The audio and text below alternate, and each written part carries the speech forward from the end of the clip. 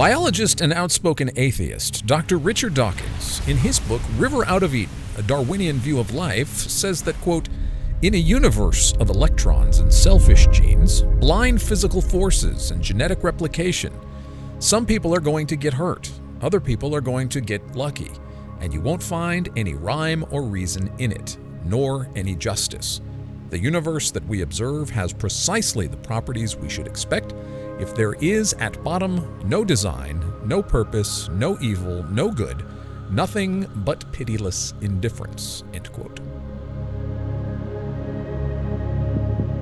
But is that really true? Is the beauty and wonder, meaning and purpose we find in life just the result of pitiless indifference of impersonal natural forces? Is that what best explains the intricate arrangements and designs we see in the universe and in living things? Or does the God of the Bible best explain why we exist and why we see nature so wondrously arranged the way it is? As Scripture says, quote, for this is what the Lord says, He who created the heavens, He is the God who formed the earth and made it. He established it and did not create it as a waste place, but formed it to be inhabited. I am the Lord, and there is no one else, end quote. Should we go with Richard Dawkins' explanation for the cosmos and life within it, or should we heed the proclamation of the prophet Isaiah?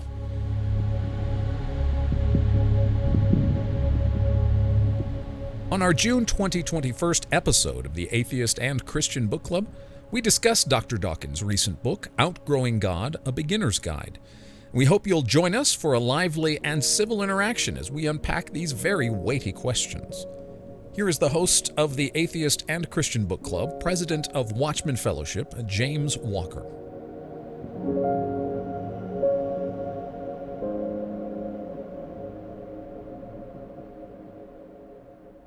Welcome to the Atheist and Christian Book Club. We are a monthly gathering of believers and skeptics respectfully, discussing important books from both perspectives.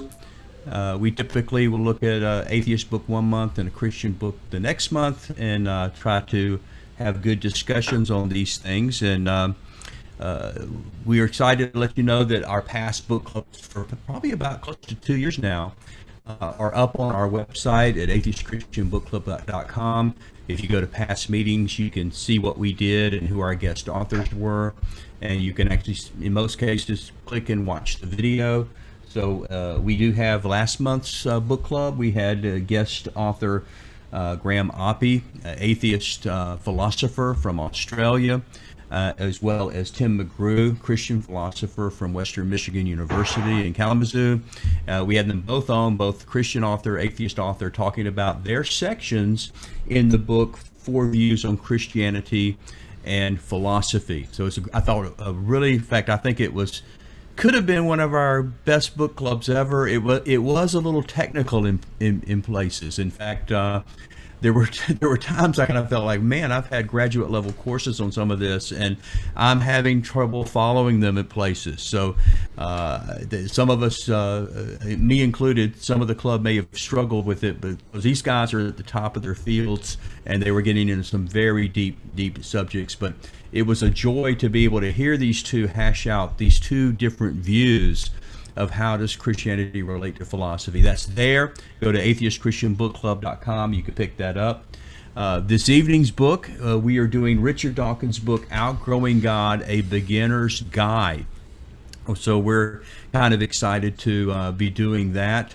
Now, I'll acknowledge Bill, our co-host, who's our atheist. I'm the Christian co-host. I'm the president of Watchman Fellowship, an evangelical Christian organization, a ministry focused on Christian apologetics, primarily in the area of comparative religion or outreach in the area of other religious movements. So we have information on everything from Islam and Mormonism and other faiths and worldviews, Buddhism, but we're very interested in atheism.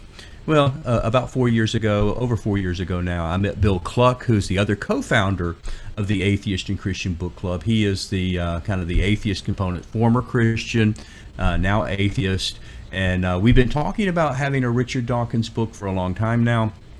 Bill can tell you I kind of resisted on this, but we finally broke down, and I said, okay, let's go ahead and do a Richard Dawkins book. It's not, how can you have an atheist and Christian book club without dealing with one of the main names? So let me introduce Richard Dawkins to you.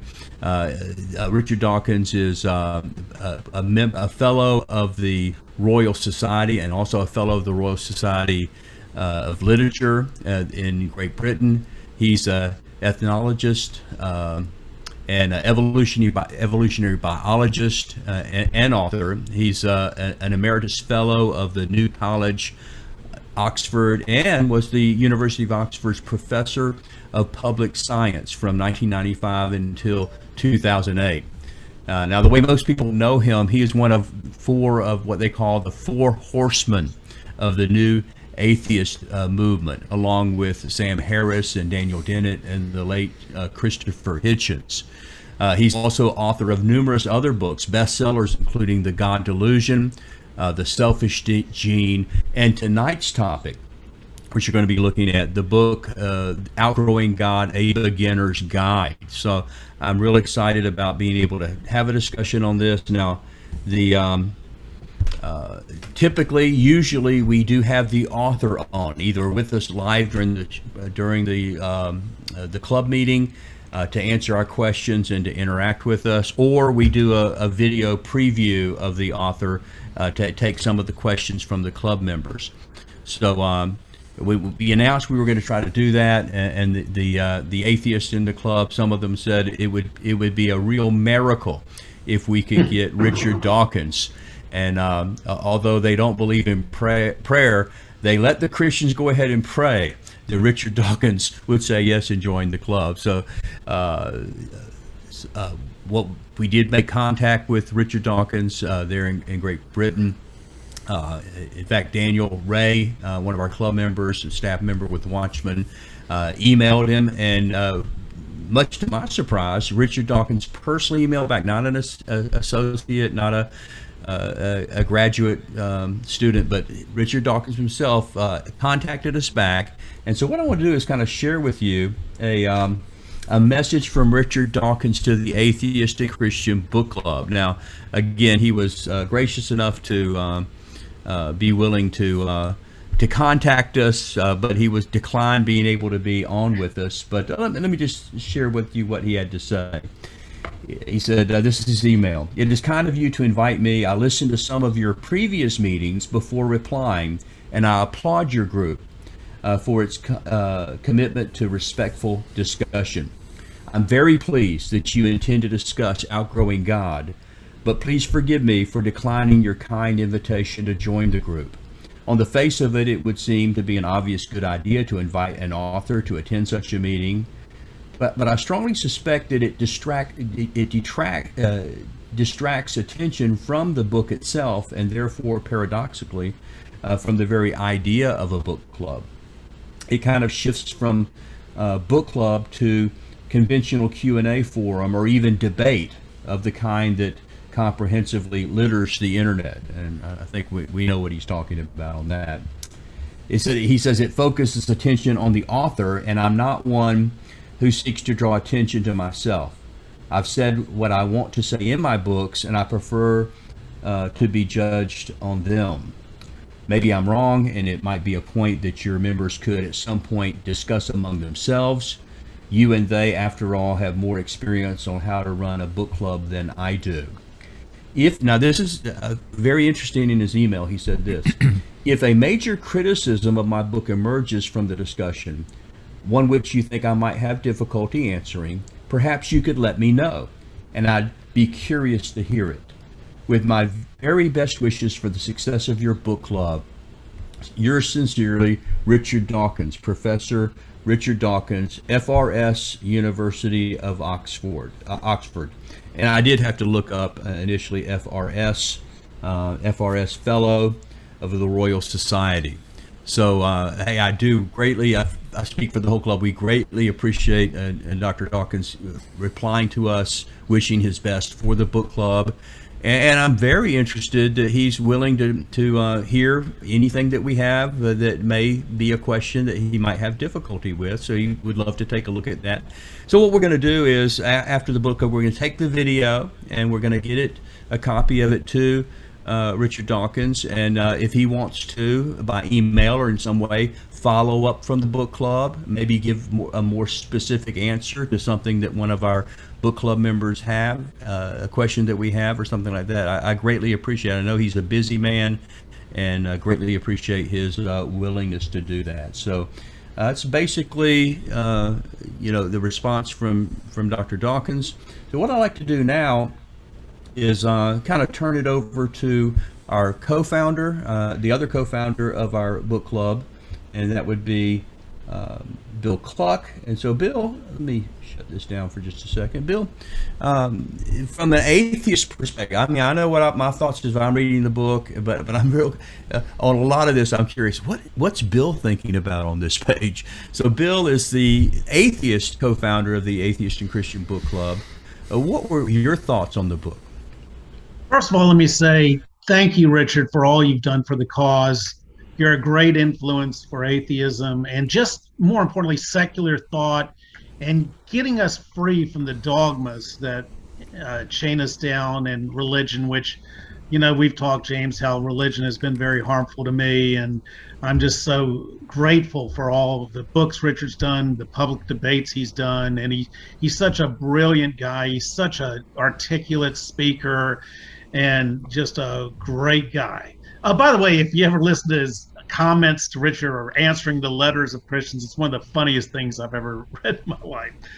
But anyway, I actually did some research after reading his book, and I found that this guy, Pikaia, I don't know, can you guys see this? Anyway, it's a kind of a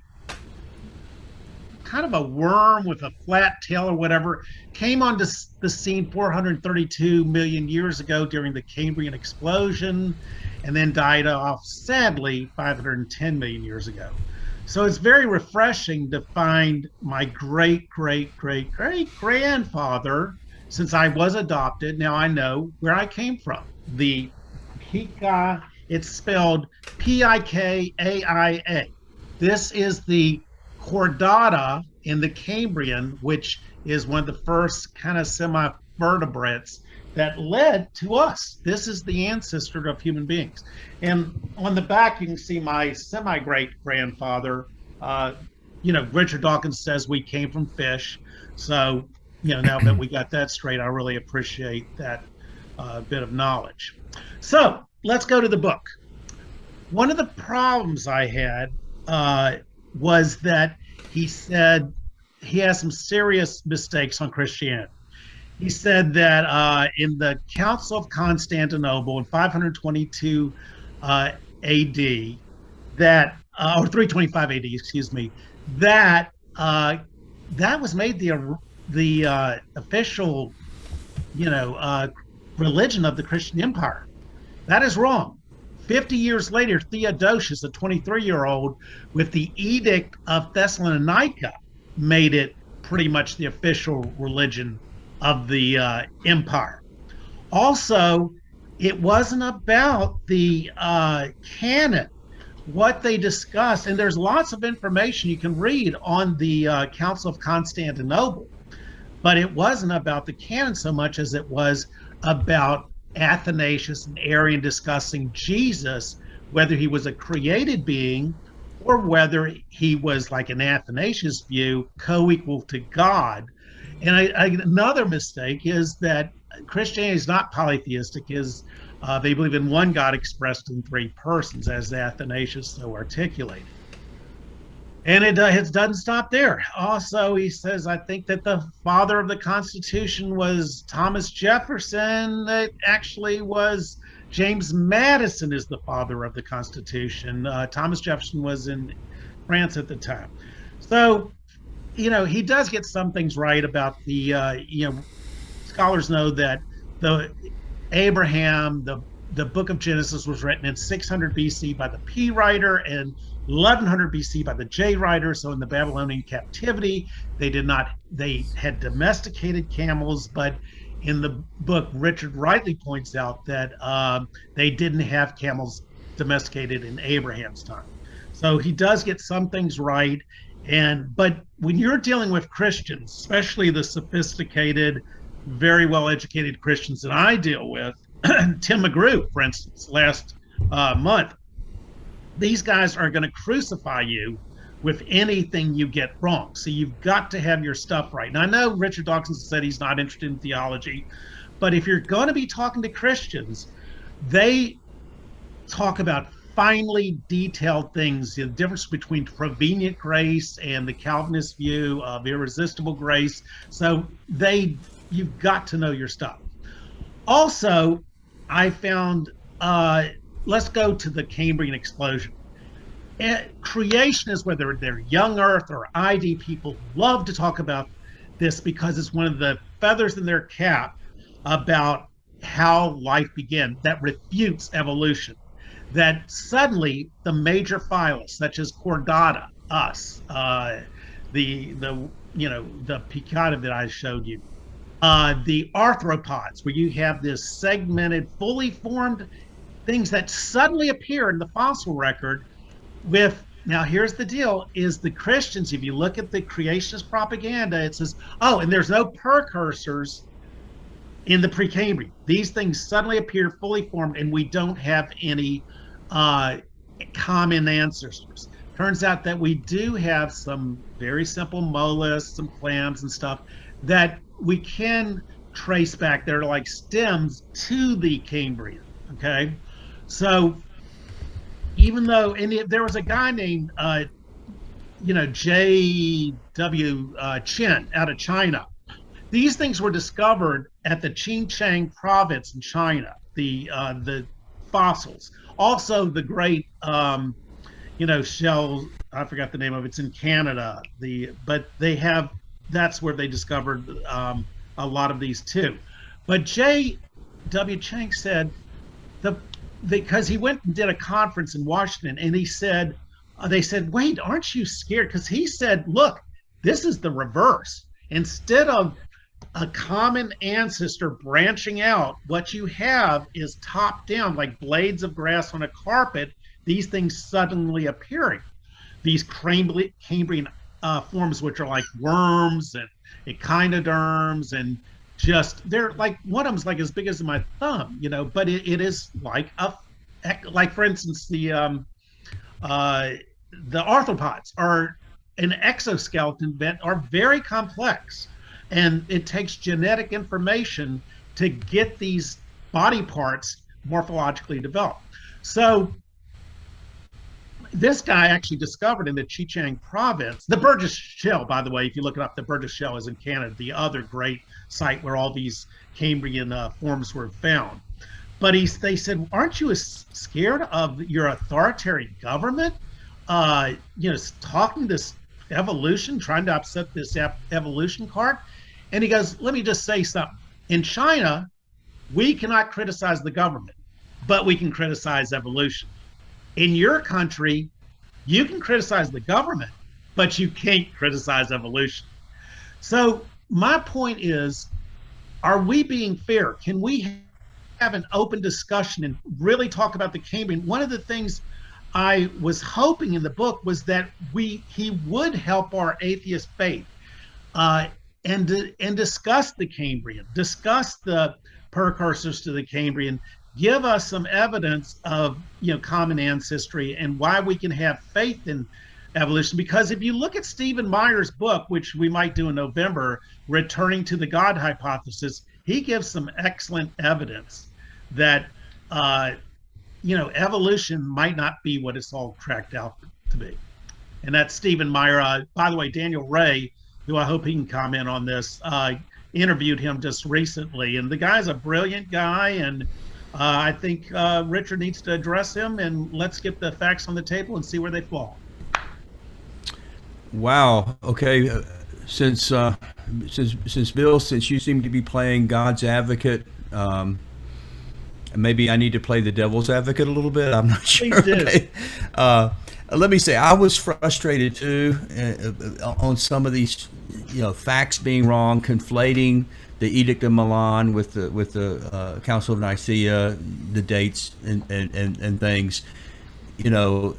It's a pretty bad mistake to say that the canon was determined at the Council of Nicaea. There was no discussion of the canon at all.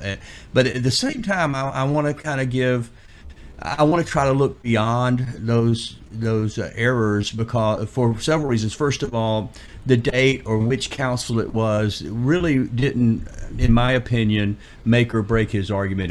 It didn't pertain to the main argument he was trying to make, and so I tried to kind of ignore that. And the second thing, I'm not really expecting Richard Dawkins to know much about theology or church history. He's a biologist. His criticism of Christianity, to me, it was more a failure of his publisher, perhaps, because I'm thinking, why, while I wouldn't expect Richard Dawkins to know all the details, I would expect that they would have fact checkers and a publisher. The few books that I have published, man, the legal department looks at it. It's you have all this fact checking. In one of my books, we spent 2 weeks where they were just trying to determine if the Arabic was spelled correctly in the book. So I was very disappointed, and maybe Richard can address, why are there no footnotes? Why is there no bibliography? So he's saying things, and I'm instantly wanting to go look at, okay, where does this research come from? Where's the documentation on this? And there's just none in the whole book. And I don't know if that was by design. The subtitle is a beginner's guide, and so maybe you're thinking you don't want to get into that much factual documentation. It's just supposed to be more of an easy read. I'm not sure, but I will say that those kinds of errors I didn't think basically in any way were detrimental to the big argument he was trying to make. So I tried to overlook that and kind of look into those big arguments. So he gets wrong the father of the Constitution. That has nothing to do with whether there's a God or not. And in fact, who would expect a Brit to know much about the U.S. Constitution or the Declaration of Independence? They probably don't have classes in Great Britain on what happened in 1776, for example. Well, that's very kind of you. But here's another thing. If you look on page 162, he gives a network of the complexity of the cell. The whole problem seems to be the genetic regulatory system. You have these genes that switch on and off these proteins. It is extremely complex by his own admission. He shows the chart how complex it is, and yet he's having us have faith in Darwinism. Now, natural selection's fine, but you have to have something to select from. And origin of life is a problem for us atheists. We do not have no clue. Francis Crick said, I've given up going to these origin of life conferences because they just go nowhere. You just have so many, like, give an example. You have proteins and enzymes. You have got to have these enzymes or these chemical reactions in the cells won't work. They spit it up. He says 1,000,000 times, 100, whatever. Do the proteins come first or do the enzymes come first? Just please tell me, help me, my faith, help me understand this, okay? Yeah, I obviously share some of those frustrations with you on that. So I'm assuming that he's factual on all his biology things. I don't have a background to fact check that, so I'm just going to assume that he's being factual on that. But to me, he left out some huge arguments. That even if you take everything he said about evolution as being gospel truth, you haven't really defeated Christianity. It's just like, okay, well, now we have defeated Christianity, but he doesn't allow for, a lot of Christians, including Christians, some of the Christians that are in our book club, that would hold to evolution, theistic evolution, the biologos movement. Francis Collins. We did Francis Collins' book earlier in the book club, The Language of God. Here's a geneticist. Here's a guy who's a public official under two presidents, who fully believes in everything Richard Dawkins does about evolution, but he's a Christian. And so even if you were to give him all the evolutionary information in there, it really doesn't prove that Jesus didn't exist, or that at least he did. If he existed, he didn't rise from the dead. Christianity is a little more robust than that. So that to me, I would have loved him to interact with Christians who did agree with him on a lot of the biology, and how would he interact with that? What makes it wrong? But you're right, Bill. To me, the real issue was abiogenesis. How does life come from non-life? Because evolution doesn't even begin to address that question. And our best scientists in our best laboratories cannot take non-life and create life, much less life that can self-generate or reproduce. We can't do it. So I'm not saying the day can't come when science can overcome and be able to recreate some type of life in a laboratory setting. But even if that day comes, all you've been proven at that point is intelligent design. That if you have enough intelligence, enough knowledge working in a laboratory situation, that you can create life from non-life. We can't do that yet. We just don't have that much intelligence. But that is exactly my point. It requires intelligence. The amount of information in the DNA, we're not finding older, simpler life forms in which there's only a couple of hundred lines of code. It is, hundreds of thousands, millions of lines of code, even on the simplest life forms. And so where does all this information come from? I don't think he didn't address successfully the idea of abiogenesis. How does life come from non-life? Again, I would have loved to have seen him address it, or at least dismiss it as a God of the gaps argument. We don't need to know, or maybe it's a naturalism of the gaps argument. We don't know the answer, but we know that one day naturalism will give us the answer to that. So it could be that kind of leap of faith on his part. But we were really hearing none of that at all. Well, James? in the DNA, here's the key: is it's not the chemical makeup. Like if you have a book and you throw ink on a page, it's not the ink, the chemical makeup of the ink in the book, it's the order.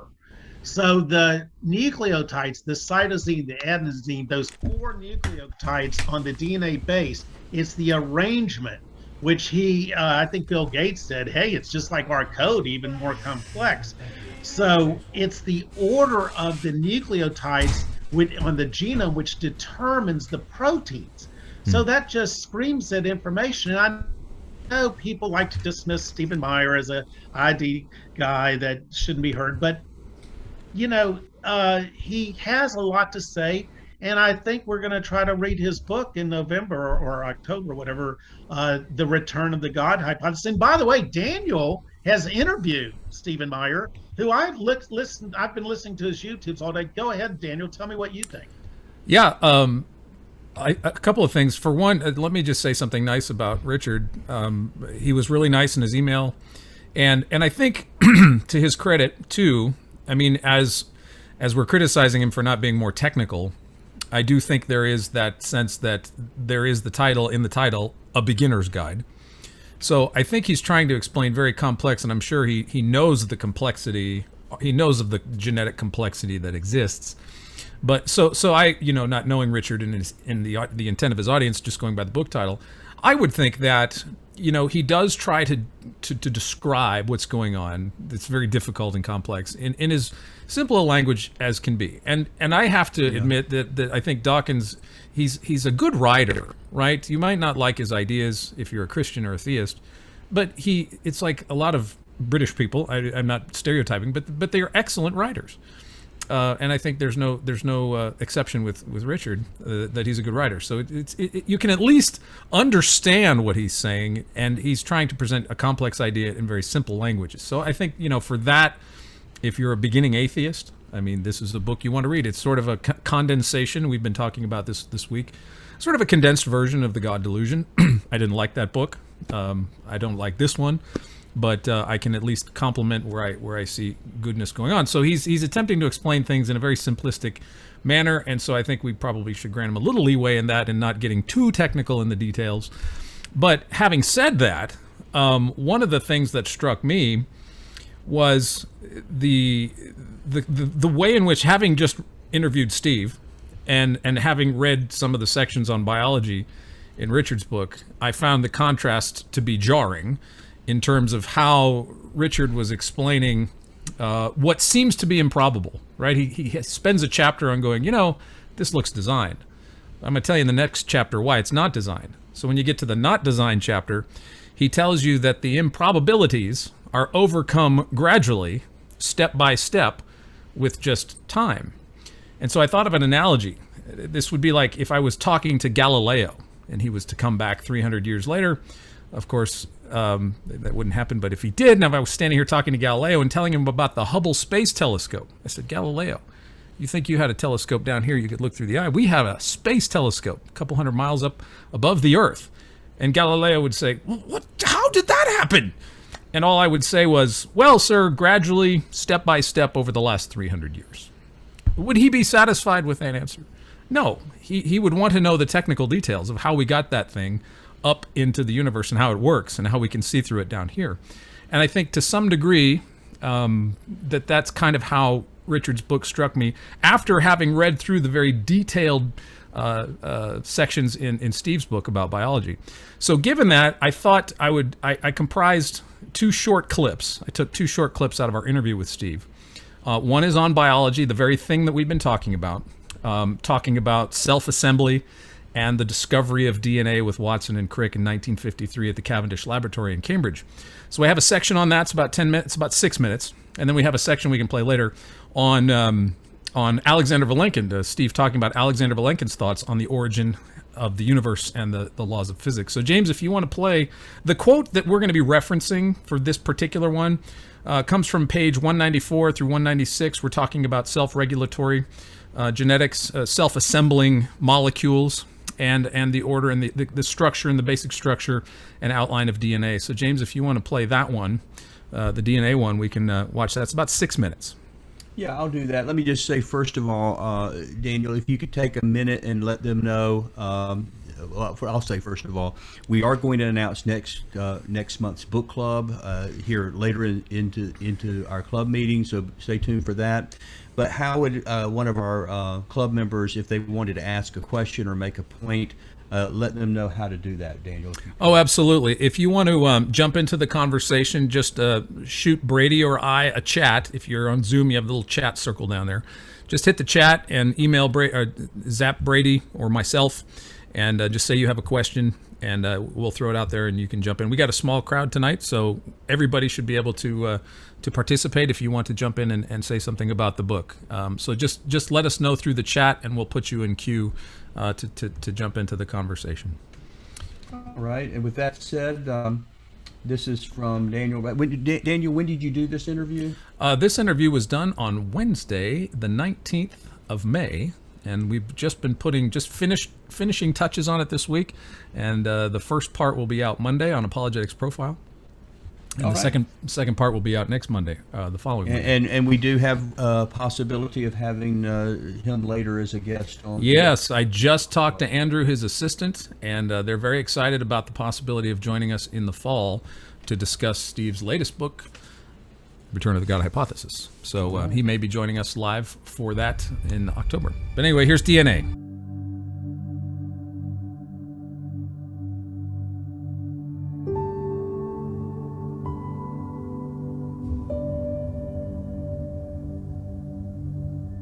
In 1953, Watson and Crick elucidate the structure of the DNA molecule. People had known a bit about DNA before. They were getting suspicious that it had something to do with the transmission of hereditary information, and the search was on.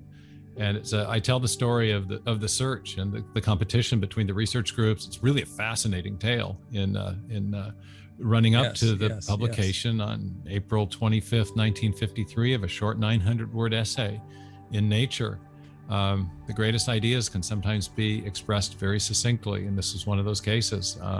Watson and Crick published their proposed structure for DNA, but I think an even more important development came 4 or 5 years later when Francis Crick, working on his own, proposed what he called the sequence hypothesis, where he suggested that the chemical subunits of the DNA molecule running along the interior of the twisting helix. The twisting helix is made of sugars and phosphates, so that's the sugar phosphate backbone. But on the inside of the molecule are what are known as the bases.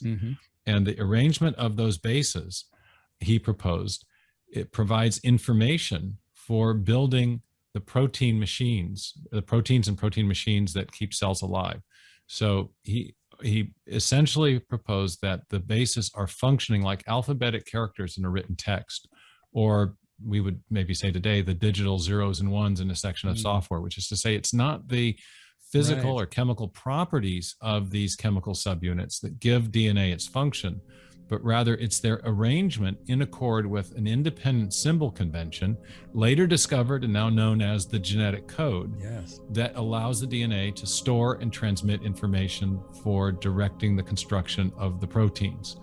So we have something in the cell. This hypothesis was not the kind of thing that could be confirmed with a single experiment. It took 7 or 8 years as scientists working on both sides of the Atlantic were able to elucidate the larger, what's called gene expression system, or the system of protein synthesis. But in fact, what they discovered was that DNA it does contain information in a digital or alphabetic form, and that information is directing the construction of protein machinery. So that would be something like our contemporary CAD/CAM technology, where called computer-assisted design and engineering, where an engineer might sit at a console, write code. Code will go down a wire, be translated into a machine language that can be read at a manufacturing apparatus and then used to construct an airplane wing or a section of an automobile or a garage door or whatever it is. So information directing the construction of mechanical parts. That's what's going on inside the cell. It's a complex information storage, transmission, and processing system in even the simplest living cell.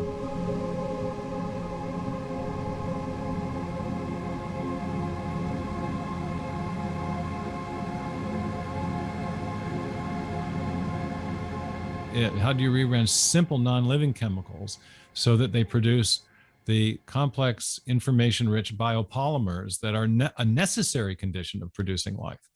And there are these models in Origin of Life studies called self-organizational models, where the idea is that either the bonding properties between the constituent parts of the, say, DNA will determine the arrangement of the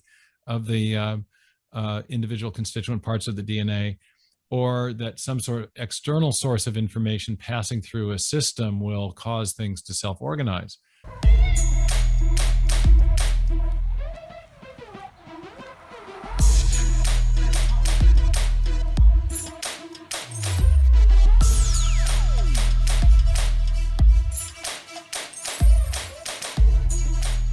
But energy alone does not produce configurational negative entropy, or also known as functional information or specified complexity. That's to configure things properly in a specific way to achieve a particular outcome or function requires information. And again, information is the province of mind. Energy and information are not the same thing. Energy typically blowing through a system will be will cause a dissipation of information, will increase entropy and decrease information. There are systems where you can push energy through a system and create a kind of simple symmetric order. But symmetric order, like, you know, if you drain a bathtub, or if you have a vast wind blowing in off the Gulf of Mexico, a tornado might result. So you can produce simple order from energy, but not highly configured, specific forms of information. I used to illustrate this with my students. I'd have two Coke bottles fastened together with a plastic fastener, and I'd have blue dye and sparkles in the Coke bottles, and I'd shake them like this to create a vortex. So the energy going into the system would create nice symmetrical order, but the little sparkles never spelled Steve Meyer is your favorite professor or something. So energy can produce simple order, but it doesn't produce specified complexity or information.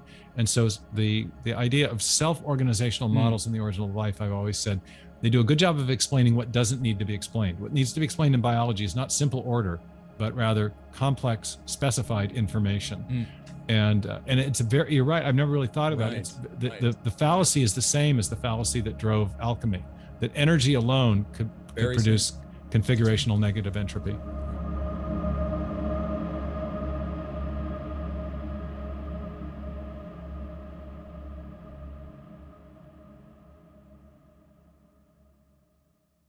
Well, Bill, was that what you were talking about?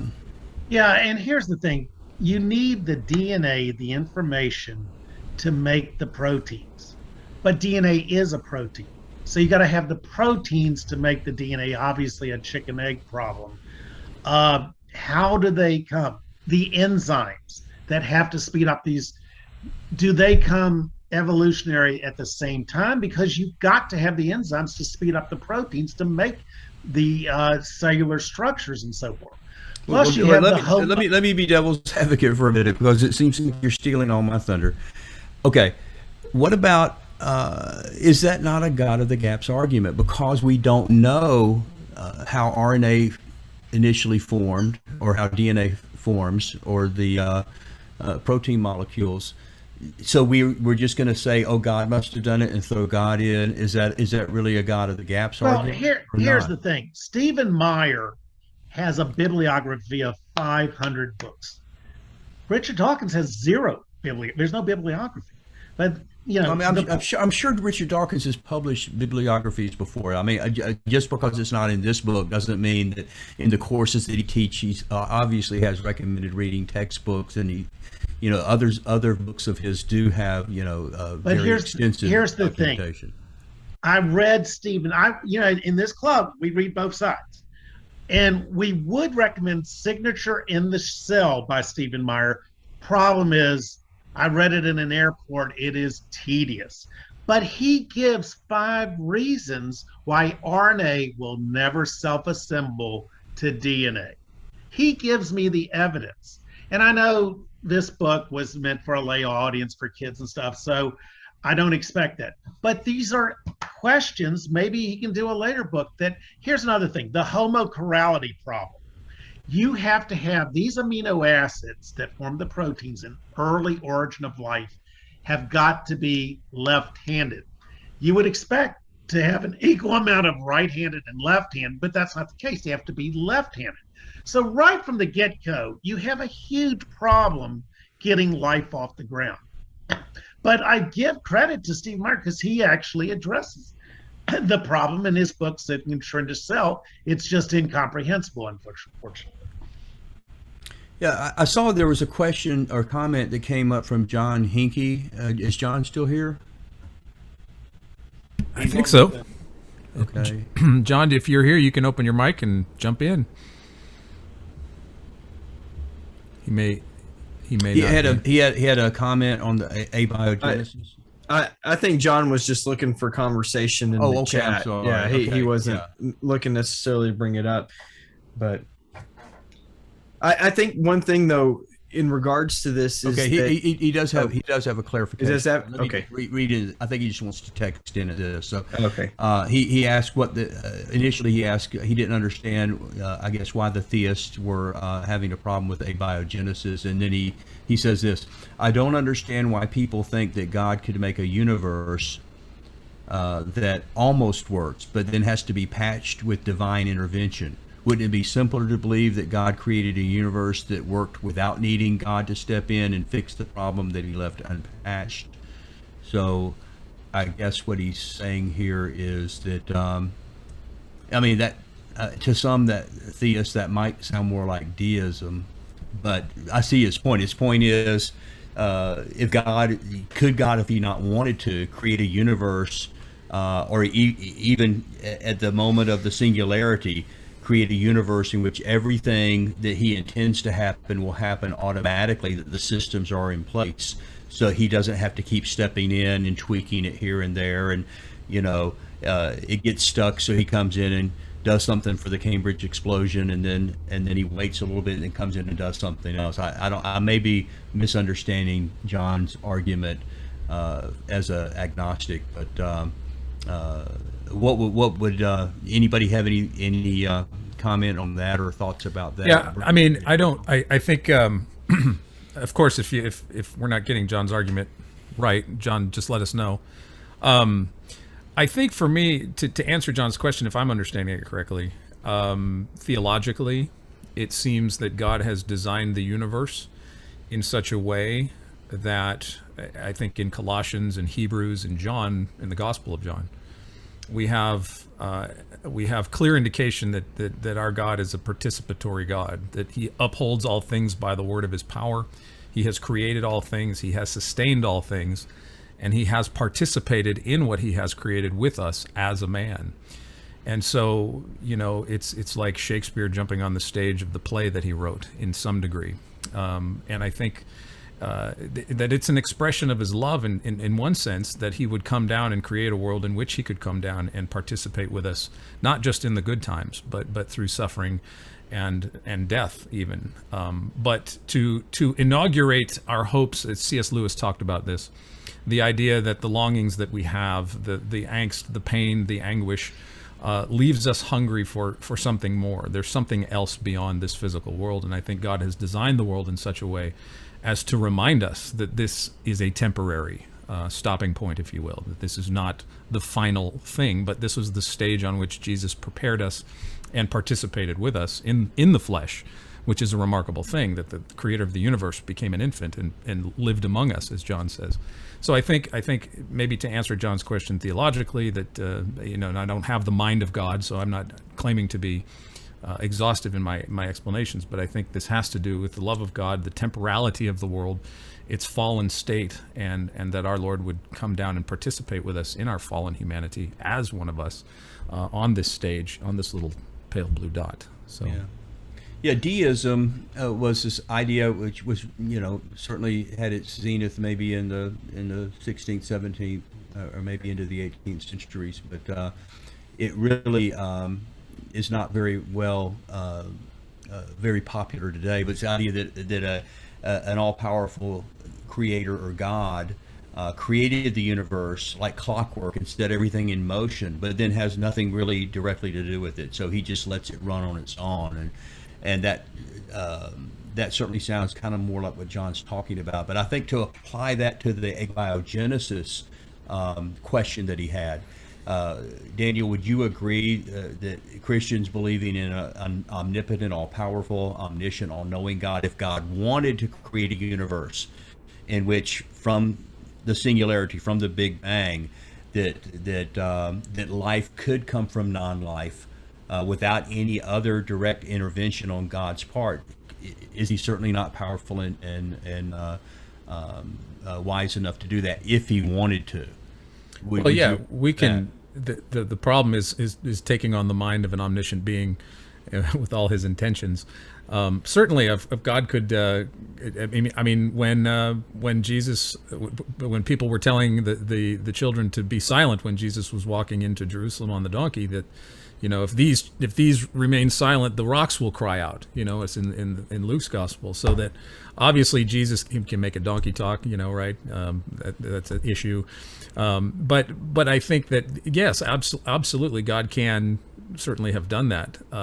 But we see in Genesis, of course, that he came down, and man is the one thing that he doesn't speak into existence. Man, he creates with his hands from the dirt and breathes the breath of life, and we are a living soul, as Genesis says. And so God is very hands-on with us. Psalm 139, he knit us together in his mother's womb. And so could God have sat back and made descendants of Abraham from the stones? Could he made the rocks sing out Hosanna? Yeah, of course. But when it comes to us, what is he? He's very hands-on. He knit us together in his mother's womb. He's created us. He became one of us. And so he chose that way. I don't know why, instead of the more deistic sort of hands-off. I just had an interview with a gentleman who's a historian of the 17th century science warfare conflict, and we talked a lot about deism. He mentions a lot about deism in his book, and it's within strains of liberal Protestantism, this is an attractive idea when it comes to dealing with the problem of evil.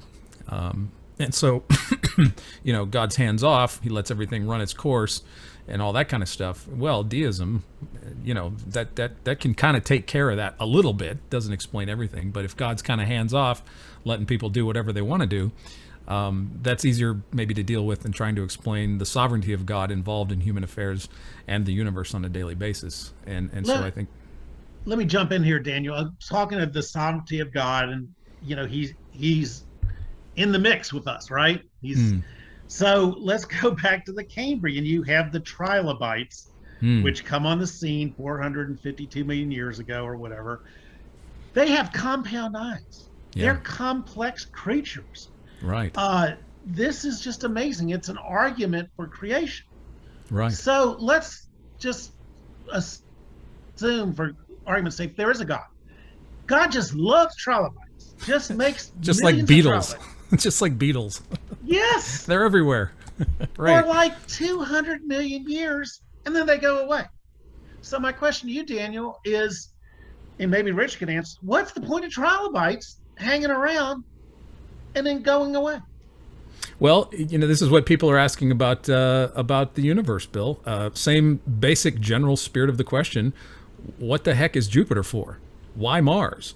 Why Saturn? What's all that for? Why all these planets? Why the moon? What's going on? Why, if God created the universe, it seems to be a waste. And really, that really is sort of an anthropic position to take. In other words, if you're God, you're not really wasting things. You're not on a budget if you're God. So you can make planets and flowers and trilobites and beetles. And so it's a matter of, I think the question comes from a matter of utility, Bill. We're used to asking what for and why, and what use is it, right? This is the problem that C.S. Lewis outlines in Voyage of the Dawn Treader. The ship captain of the Dawn Treader, they want to go through a dark island, and the captain goes, what use is it? And then the Mouse Reepicheep upbraids him for thinking just pragmatically, right? It's all for honor and adventure.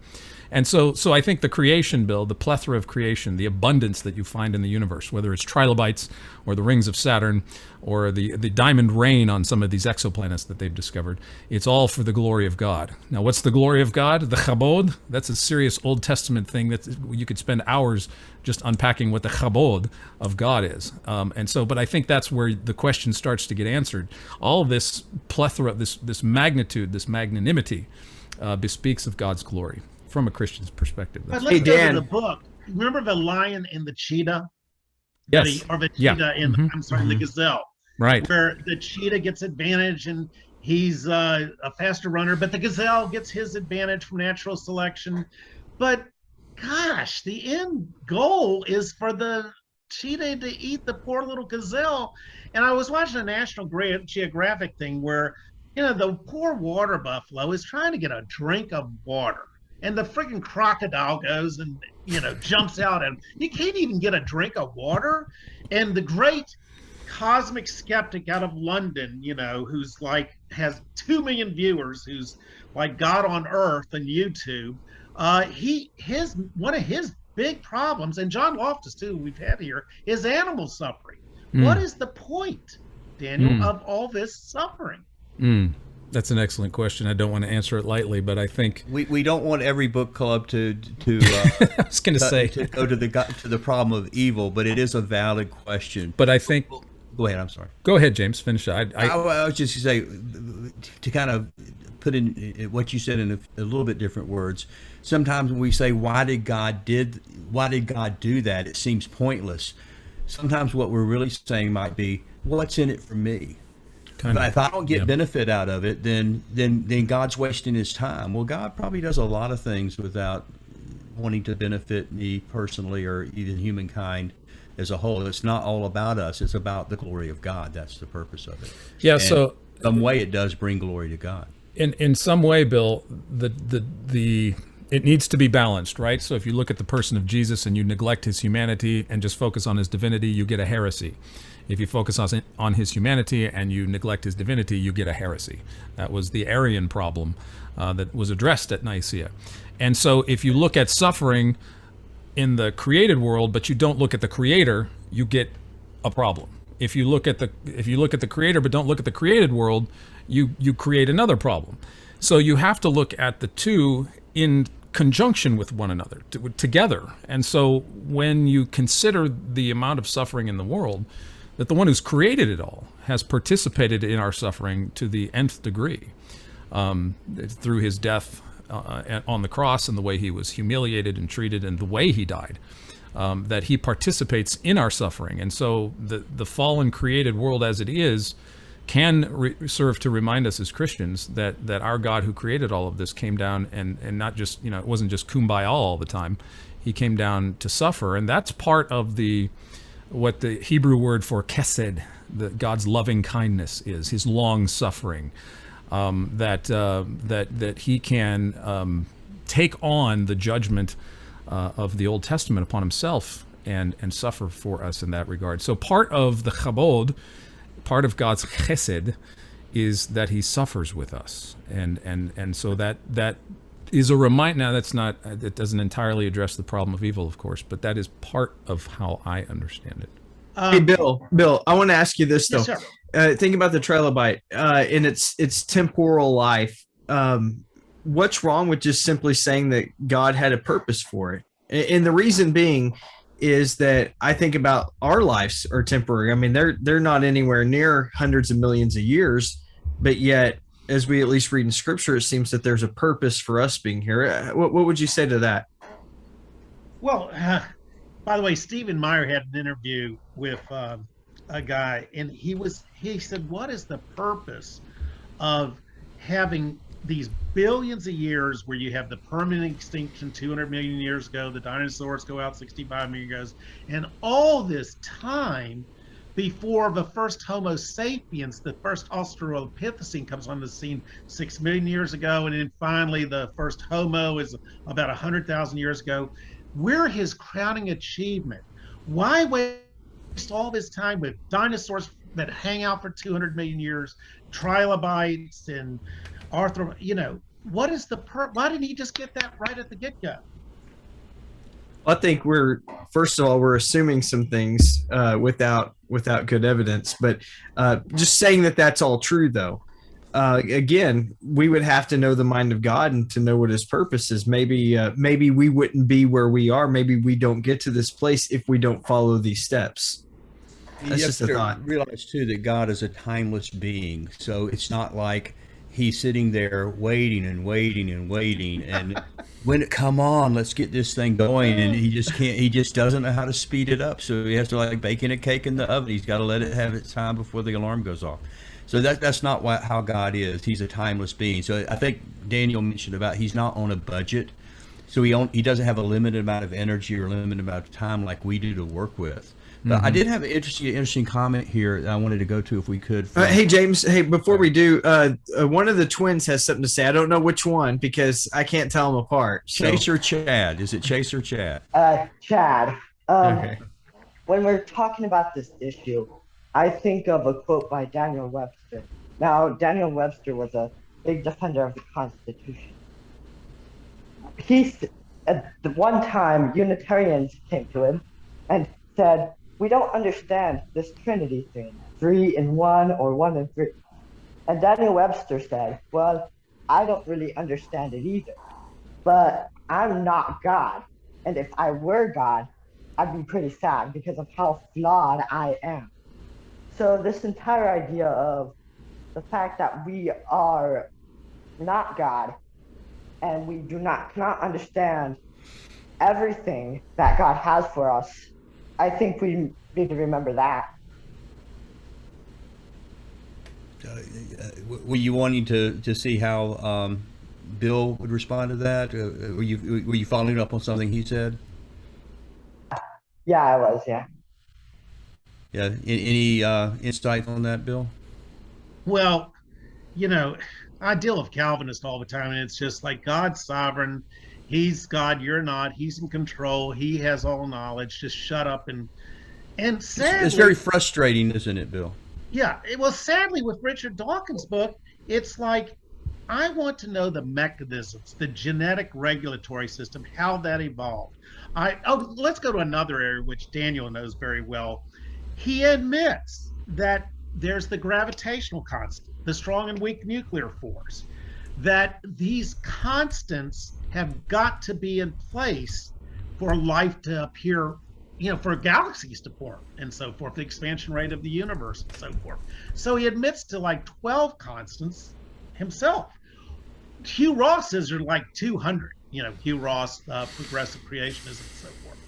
So my question to you, Daniel, is he admits to these fine-tuning constants, but you read the book, but he kind of says just ignore them and just trust the inflation and the universe, the multiverse. But the problem is you need the fine-tuning to even have the multiverses. Yeah, you're just pushing the problem back further. I just read, I've been working on a paper for an article that I'm writing this week, and I was interacting with Brian Greene, physicist, in his book, and physicist, theoretical cosmologist Sean Carroll, their latest works, Carroll's 2019 book, Something Deeply Hidden, and Brian Greene's 2010 book, The Hidden Reality.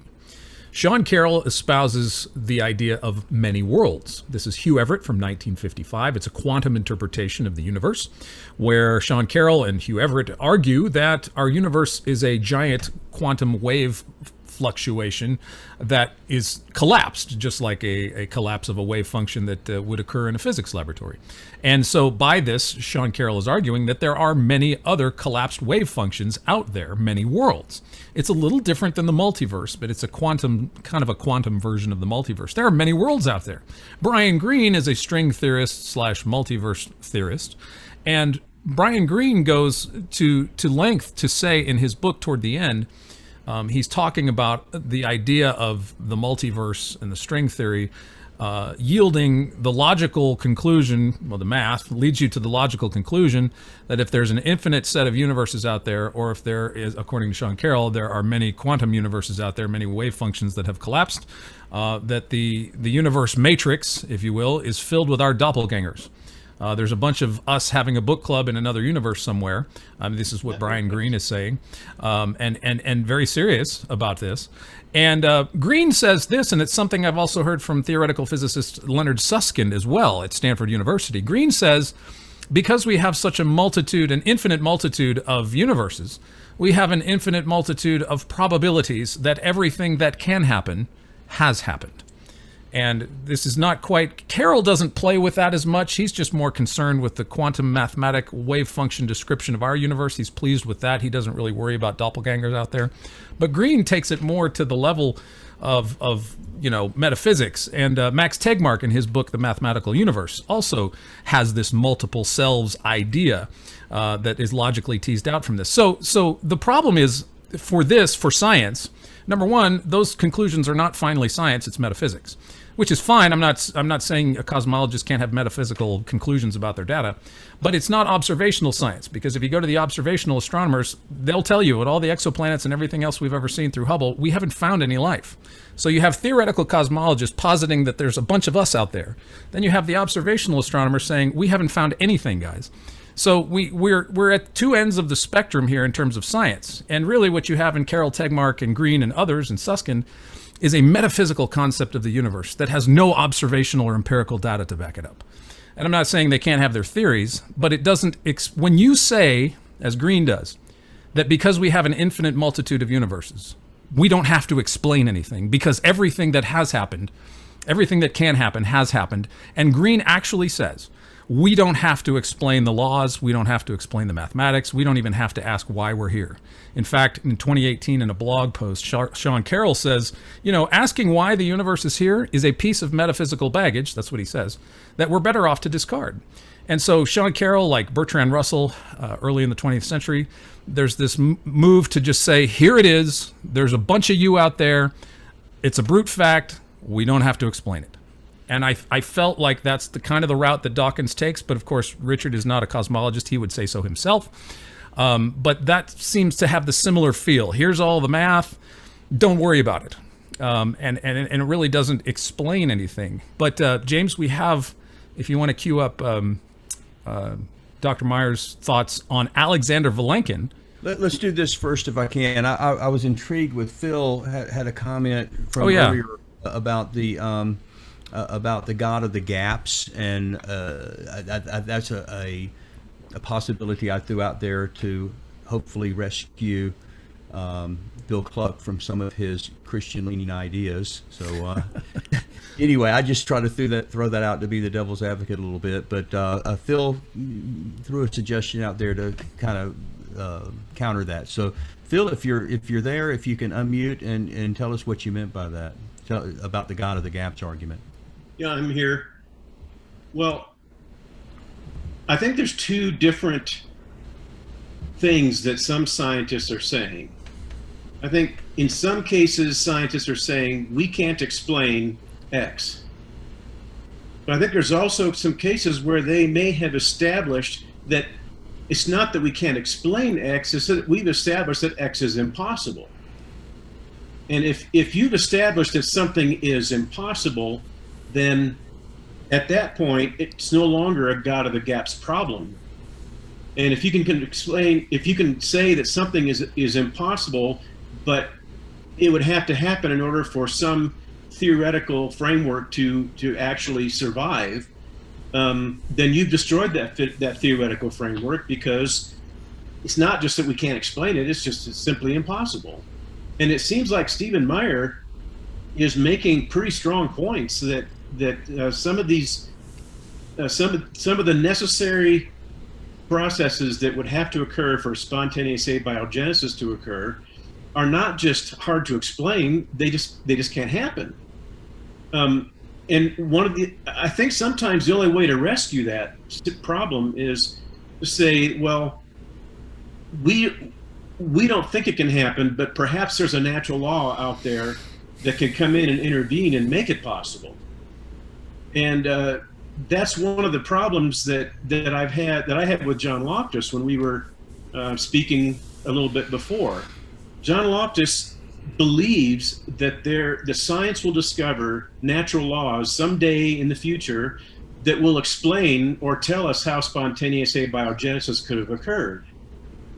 But if you look at that statement, that's actually an article of faith, because there's no scientific evidence that science will explain X at some point in the future. That's simply a faith statement. It's something that we believe by faith, and there's no scientific evidence that science will ever actually explain some of those things. So if that's some of the tenets of science, Phil, I mean, don't we look at something that's observable, repeatable, demonstrable, something? This is a theory that has no evidence to back it up. There's no experiment. There's nothing observable that would make us think that this is going to be proven someday as a fully natural occurrence. Well, I'm not sure what you're asking there. I mean, well, abiogenesis, it's not observable. It's not repeatable. It's not scientific. It's not the theory that one day we will know this is not something that we got out of a laboratory experiment. Yeah, well, there's two different things that we're saying there. The first one is that spontaneous abiogenesis itself is not repeatable, and therefore we may want to disqualify it as being true science. I don't think that we necessarily can. But the other thing that we're saying is the idea that someday it will be explained in the future by some kind of scientific law that we haven't discovered yet. Is that a scientific statement? And it turns out that obviously that's not a scientific statement. That's a philosophical. How is that not naturalism of the gaps? We don't know the answer to that question, abiogenesis in particular, but we know we're going to plug naturalism into that gap and say that naturalism will answer that. Because the complaint that we get from the atheists is your God of the gaps is a faith answer, and a faith answer is not compatible with scientific investigation and scientific method. And so we can turn around and say, yeah, but naturalism of the gaps is also a faith answer. because naturalism is not a scientific principle, it's a philosophical principle. It's a philosophical idea. So, but when we point out that we have no scientific evidence that someday science will discover some law in the future that can explain spontaneous abiogenesis, that is an article of faith, and there's no scientific evidence behind it. And John Loftus and many other atheists have said, absence of evidence is evidence of absence. So they tell us that when we're trying to come up with some type of answer to something that doesn't have any evidence for it, and so they kind of hold our feet to the fire and say, well, you don't have any evidence for that, so that's faith and that's unscientific. But the problem is that that's the same thing as happening when they tell us that someday some natural law that we discover in the future is going to explain spontaneous abiogenesis. That's just as much a matter of faith as anything that any theist might say. Well, so, Phil, speaking of the origin of life, Stephen Meyer gives a great illustration. He has a bicycle with 4 probabilities. If you work out the math, there's 10,000 possibilities. So what he says, with the proteins, you have 150 amino acids. So with the genetic regulatory system, you've got to somehow get 150 amino acids in the correct order, which is like, and now this is where he loses me. He says it's like 10 to the 77, just like basically impossible that you can get all these amino acids in the right order. And he compares it to a 10-digit bike lock, which just exponentially blows out the math. By the way, here we have Ken Daniels, who does write code, who does know this stuff. Can you rescue us here, Ken? Are you on? I don't think he's on. Is Ken with us? Yes. Hey, I came in late, so I'm just kind of new to this conversation. Sorry. I'm not quite sure what's being asked. Well, what we're talking about, Ken, is what Stephen Meyer does is he compares the DNA molecule to informational code. And you've got to, just like a computer programmer, which you are, you've got to write code to get these proteins made, which would be analogous to the A and G of the nucleotides in the DNA.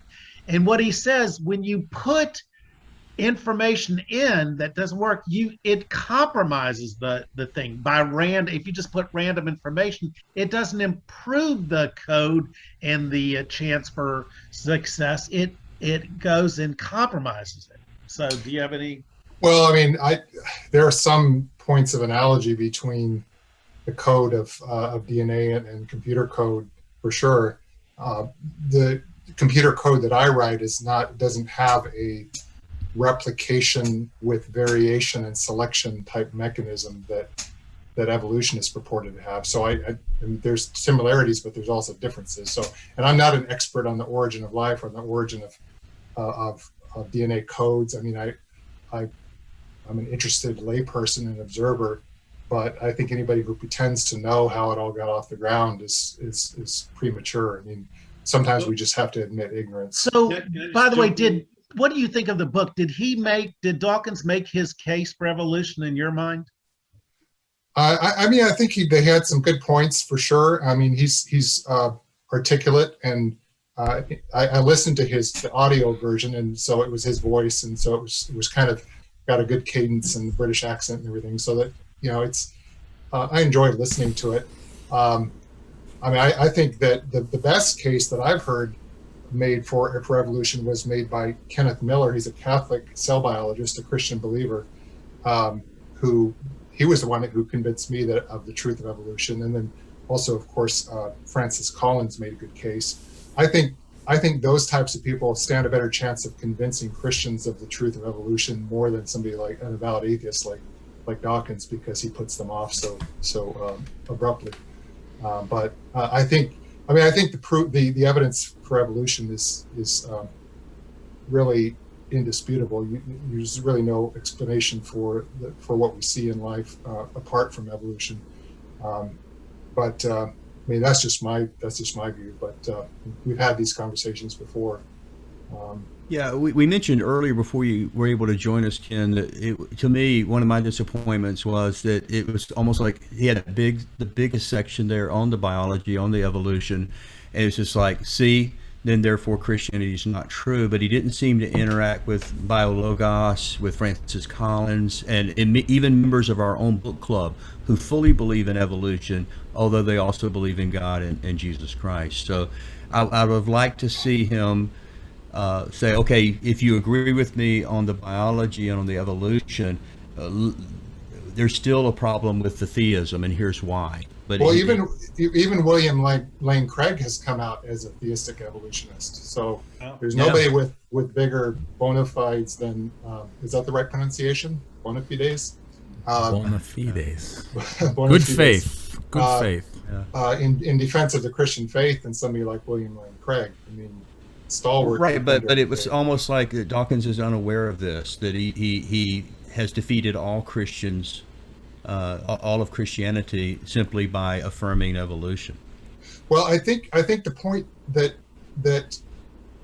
he was trying to make, and yeah, that is a criticism you can lay. No, I'm not trying to defend him, but the larger point that he was trying to make is, look, 200 years ago, hardly anybody suspected that there could be an answer to the complexity of the problem of how complex life could have arisen naturalistically.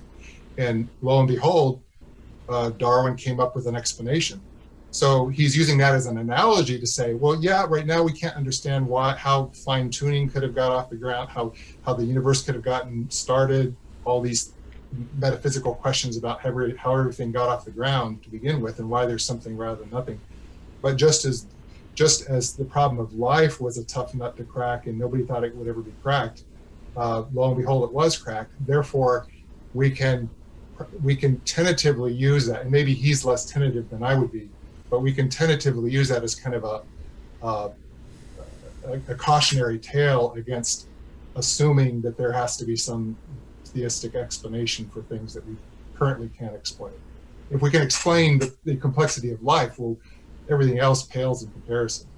Yeah. That may or may not be true, but that's his view of it. James, yes. Can I kind of complete that thought about spontaneous abiogenesis? Because there's something else I think that's really important to observe here. Yeah, Phil. I studied paleontology at the University of Colorado, and the professor one day got up in front of the class and he said, well, he actually went through a list of all the possible processes that could have produced spontaneous abiogenesis. And he said, okay, every single one of these doesn't work. And he said, he thought at the time that they were all exhaustive. And so he said, there's no way we can, right now, we can explain spontaneous abiogenesis, and I don't think that's changed. And he said, so we believe in spontaneous abiogenesis by a leap of faith. And so my question is, why is it that scientists can believe in spontaneous abiogenesis by a leap of faith, but that's not some kind of God of the gaps, that's not some kind of a religious answer, because we are always held, like I said before, our feet are always held to the fire, that we're somehow not allowed to walk in and offer some type of explanation that they see as being based on faith. Although we theists will insist that that we're relying on evidence, that we're not relying on faith, but the evidence simply doesn't take the same form that it is sometimes expected to take. But when we offer these explanations and the observation is made from the other side that this is a faith explanation, those are disqualified from the conversation. But when you look at the problem of spontaneous abiogenesis, ultimately we're looking at a faith answer coming from the atheist side.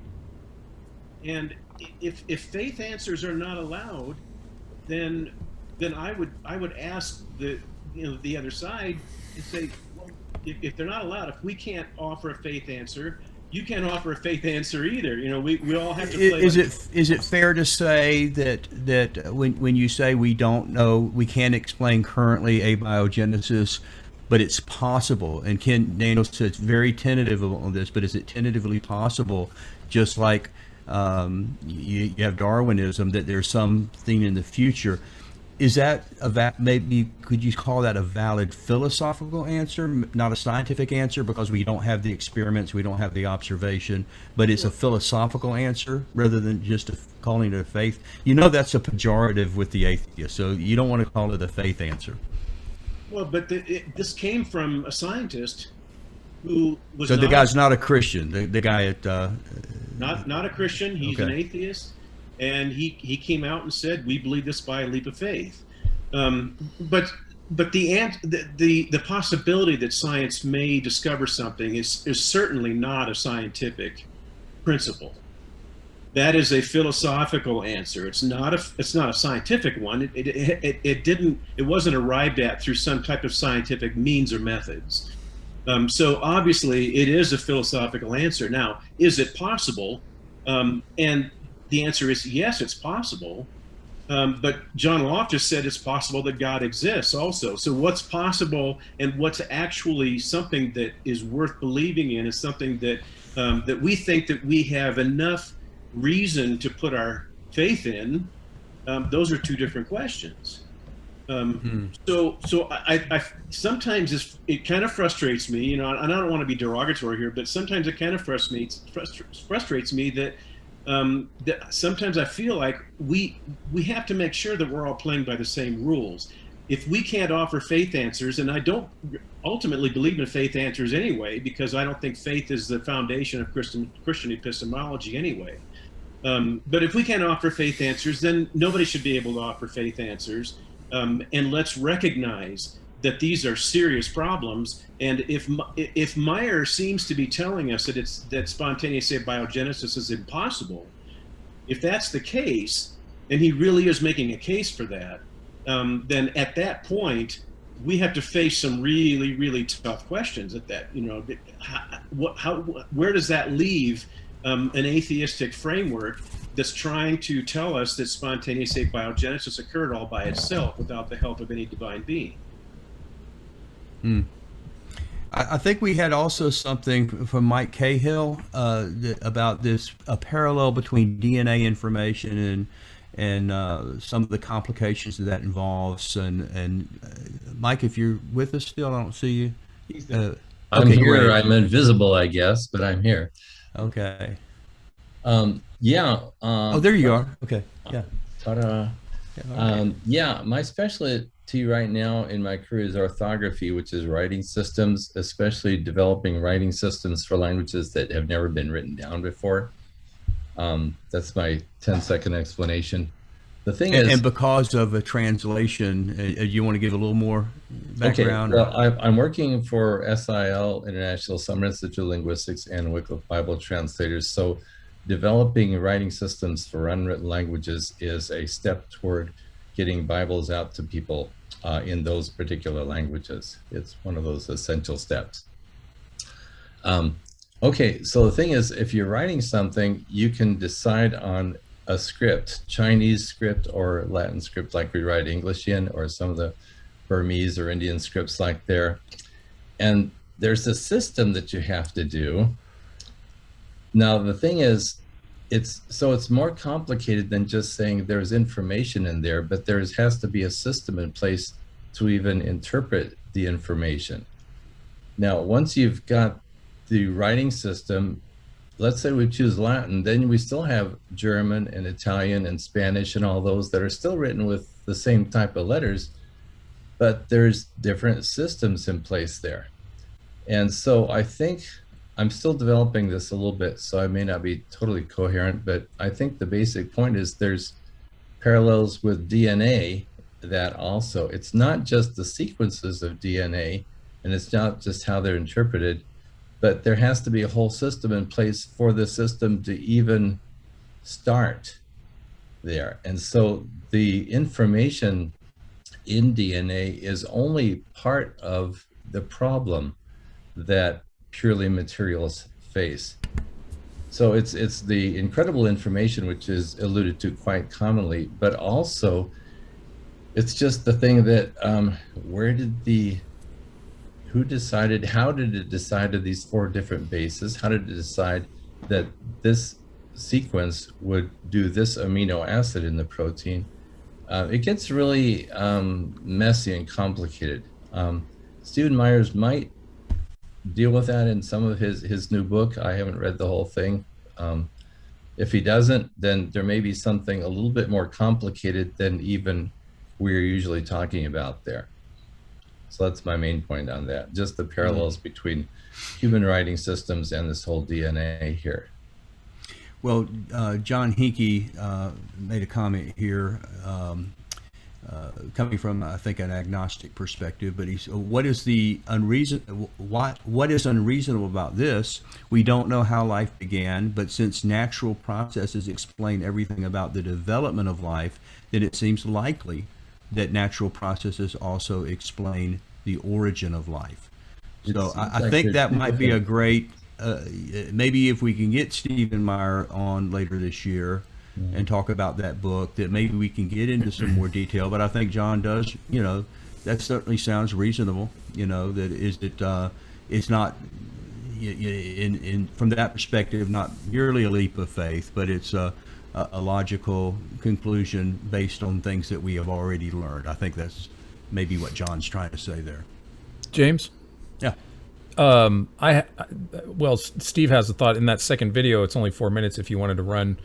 Oh, yeah. Just briefly, let me introduce this concept, and it kind of goes along with what John has brought up. I don't mean to speak for Steve. Certainly, I'm not as technically aware and knowledgeable in the research as he is. But his whole case in his trilogy of work, from Signature in the Cell, Darwin's Doubt, and the Return of the God Hypothesis, is an abductive cumulative case argument that shows very strongly that the reason God, he argues, is the best hypothesis is because of the artifacts in the physical world that we see. Intelligence, language, as Steve mentioned. What Steve is abductively arguing is that we see artifacts of mind among ourselves in mathematics and language, communication, intelligence. And what Steve argues is that from the information in the DNA to the arrangement of the universe, the laws, the physics, all of this abductively suggests a mind. And if you're going to put a mind behind the universe and biological life, that would be God. And so in this clip, he talks at length about a thought that the Russian cosmologist Alexander Vilenkin had about the laws of physics and the origin of the universe, which I think is both applicable in biology, in Steve's argument for biology as well. The idea of why a mind abductively is a very attractive thesis. And so Vilenkin, just to set up, Vilenkin is not a theist by any stretch of the means. He's interacted with Bill Craig, because Bill Craig has used the Borguth-Vilenkin theorem in his debates. But Vilenkin is a Russian cosmologist.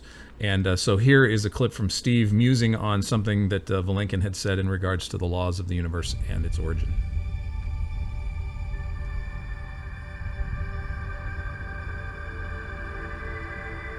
Yeah, I came across this in research I was doing in preparation for a debate with Lawrence Krauss, who popularized Vilenkin's work. Krauss's book was titled Universe from Nothing. And Vilenkin developed a model of what's called quantum cosmology that followed an earlier model that was developed by Stephen Hawking. Hawking's model was an attempt to circumvent the problem of the cosmological singularity and provide a kind of materialistic understanding of the origin of the universe that did not involve a God hypothesis, or involve, as he put it, God lighting the blue touch paper that set the universe alight. Vilenkin actually presupposed that there was a singularity, but he suggested that, as all quantum cosmological models do, that there were these kind of pre-existing laws of physics that were present in some way prior to there being matter, space, time, and energy. And that the laws of physics, the laws of quantum gravity, explain the origin of the universe. But then Vilenkin raised this very perceptive question, philosophically perceptive. He said, on what tablet could these laws have been written on before there was matter, space, time, and energy. And now this is me. After all, the laws of physics describe the interactions of matter and energy within space and time. So if there's no matter, space, time, and energy, what are the laws of physics doing at that point, and where do they reside? There must be, as Van Vilenken observed, they must be purely mathematical. They are purely mathematical. There's no physics that they're describing at that point. And yet math in its pure form is conceptual. It exists in the realm of the mental. And so then he asks the rhetorical question, the great rhetorical question, are we therefore saying that mind predates the universe? Is that the implication of these new quantum cosmological models? And interestingly, Hawking tumbled to a very similar, though probably for him unwelcome, insight when he asked the question, what puts fire in the equations that gives them a universe to describe?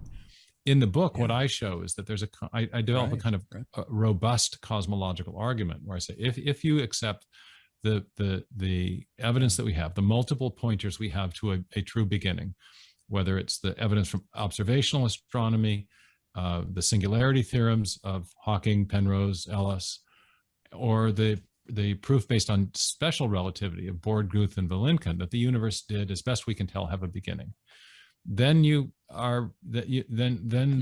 ancient Kalam argument has a lot of force, because we can say then whatever begins to exist must have a cause. The universe did indeed have a cause, as best we can tell. Therefore, there must be a cause that is separate from the universe, that transcends the universe, and has properties, as it happens, that correspond to those that we associate with God. The ultimate atheistic argument is the claim that, well, we can explain the universe from nothing, but just the laws of physics. Well, laws of physics are mental realms.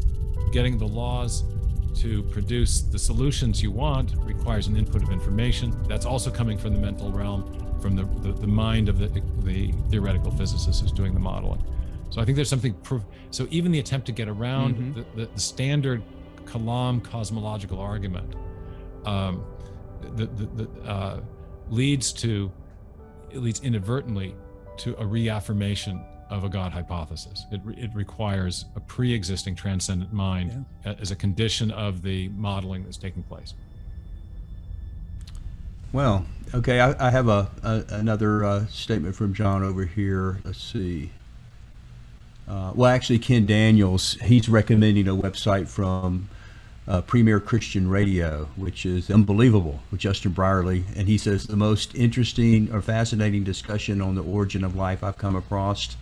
And those of you who are online right now, you might want to go make a copy of that lengthy URL and see if you can find that. So there was actually a second episode on the same subject. They invited the main guy, Lee Cronin. They invited him back for a second discussion, this time with a Christian professor at Rice University. It's John, I forget his name, Tor or something. But anyway, both discussions were very fascinating. So if you find one, you can find the other one. But basically, he believes he's ready to claim the prize, a $10 million prize put out by Perry Marshall of Evolution 2.0 to set up a process that would naturalistically emulate the origin of life. And in this case, it's not. Cronin doesn't claim that it's the same origin of life that led to our lives, but it's a different medium. It's a salt-based solution that where crystals are growing and things are replicating and causing differential reproduction and so forth. So he feels like he's on the cusp of being able to claim the prize, even if it didn't lead to the same type of life that we know.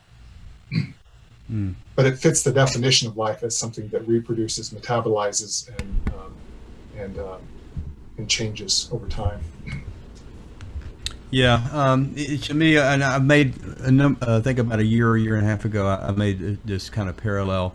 One of the few things I remember from middle school is learning the fascinating story of spontaneous generation, and how the medieval people believed that if you left garbage alone long enough, garbage by itself would spontaneously generate maggots and flies, and they had observed this. And so this is the idea, where did flies and maggots come from? a pile of garbage left sitting alone is going to produce this. Now, science, in a very early victory of modern science, a controlled experiment by removing any flies that could lay eggs in the garbage and observing the garbage pile, come to find out, without the introduction of laying flies, the garbage never produced maggots or flies. And so spontaneous generation was shot down until we have the idea comes along that you just didn't give the garbage long enough. If you gave it enough time, millions and millions and millions of years, that non-life pile of garbage is going to produce not just flies and maggots, but the entire taxonomy of all life as we know it, including a Zoom room full of people from different parts of the country or even around the world discussing it right now. So we just didn't give the garbage enough time. And so you have this idea, which seems to be almost a religious idea, that if you put enough faith in the twin gods of Chronos and Chaos, in other words, Chronos, time, give it enough time, and you give it enough randomness, that eventually, of course, we're going to have everything that we see right now. It's just a matter of time and chance. And James? to me, that's a matter of faith. Yeah, go ahead. I'd like to sort of to get back to the book, but along the lines of what you're saying. Question just to kind of throw out there for anybody. We can talk about this. I don't really want to have I have an opinion, but I just want to have it more for discussion. In your book, if you have the book or Kindle, I think it's on page 176 or thereabouts, where he's discussing the lion cheetah. Bill brought this up at the beginning of our chat. And Dawkins talks about the cheetah claw, that there's a gene for the cheetah claw that makes the cheetah claw just a little bit longer. And then he goes on to, now I granted, I know this is just an analogy, but he goes on to explain that the cheetah claw is just a little bit longer, so he can go just a little bit faster. And what struck me in the analogy, what it seems to be this one-to-one causality of a gene that accounts for a longer claw or a faster cheetah, a single gene or a couple of genes or whatever you want to, however you want to cue that, the one-to-one causality from this gene to this behavior.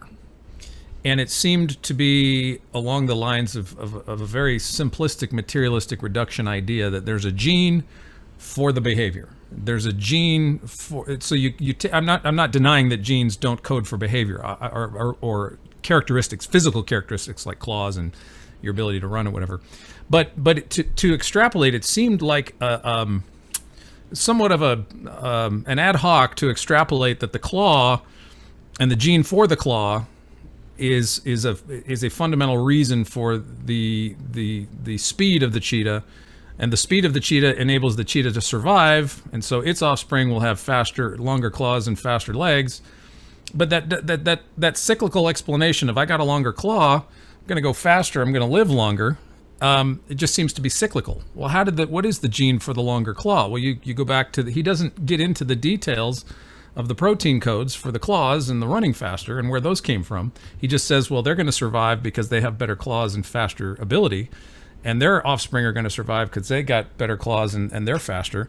But that doesn't explain the genetics at all. It just kind of is a circular way of promulgating the survival of the cheetah species. So I know this is a concept in evolution, but anyway, in light of the explanation in the book, I just found it kind of wanting. I don't know if anybody wants to offer their thoughts on that.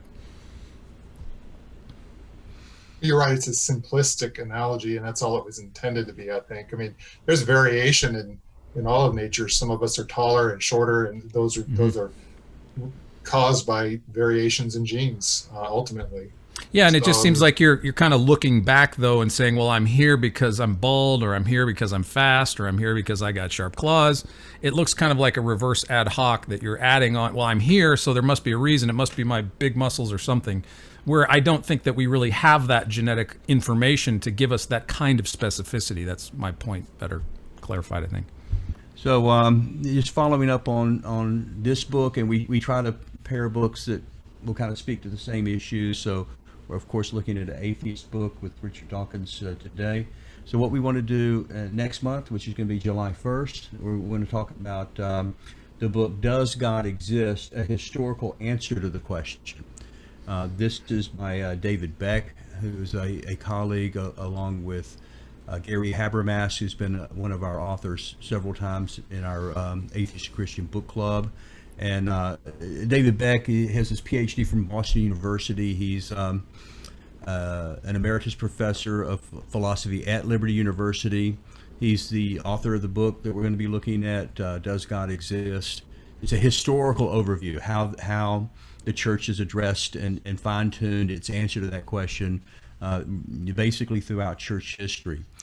He's also co-editor of Raised on the Third Day, defending the historicity of the resurrection of Jesus. His written works also appear in publications including Philosophica Christi, the Journal of Evangelical Theological Society, and Christianity Today magazine as well. So we already confirmed to have Dr. Beck with us on July 1st. That's going to be the next book club. If you guys want to go ahead and get the book and start reading up on that, I think we're going to have a great book club. James, you want to mention the podcasts? We went through. I interviewed Dr. Beck, and that's kind of how we got the book club. We talked about 3 of the 4 sections in the book. So we covered 3 of the 4 main arguments. We covered the moral, cosmological, and one other one. I think we left out. I forgot. We covered 3 of the 4 main arguments in the book, and so they're on our Apologetics Profile podcast, and you can get a nice overview and a rundown. So watchman.org/podcast. Mm-hmm. Mm-hmm. And so if you are in a press for time and you want to get a quick overview of the book, those are great. And Dave's very congenial, very nice guy. Very much reminded me of Gary Habermas talking to him. Very nice guy. You'll enjoy having David with us next month. Bill, what were your thoughts on? Did we help rescue the problems that came up in reading the Outgrowing God book? Did we? Well, Daniel, natural selection isn't all it's cracked up to be. If you read the zoology journals, there's problems. This is very tough, just like whale evolution. You have Pakicetus, this little, looks like a calf, somehow becomes Ambulocetus, and then somehow ends up as a whale. How do you go from breathing air and not being able to be underwater for a few minutes to living underwater? There's problems upon problems, and I want those. And hopefully, Richard said he would answer our questions. Hopefully he'll answer those, and I really appreciate him doing that and getting back to us. And of course, Ken, you weren't here, but I found my great-great-grandfather, the fish, above me. So it was. Hey. It was I was adopted. I don't know if you knew that, but it's very encouraging that Richard, he says we came from a fish. So don't worry about the chimpanzees and all that, our common ancestor. We actually go all the way back to a fish. So that's very refreshing.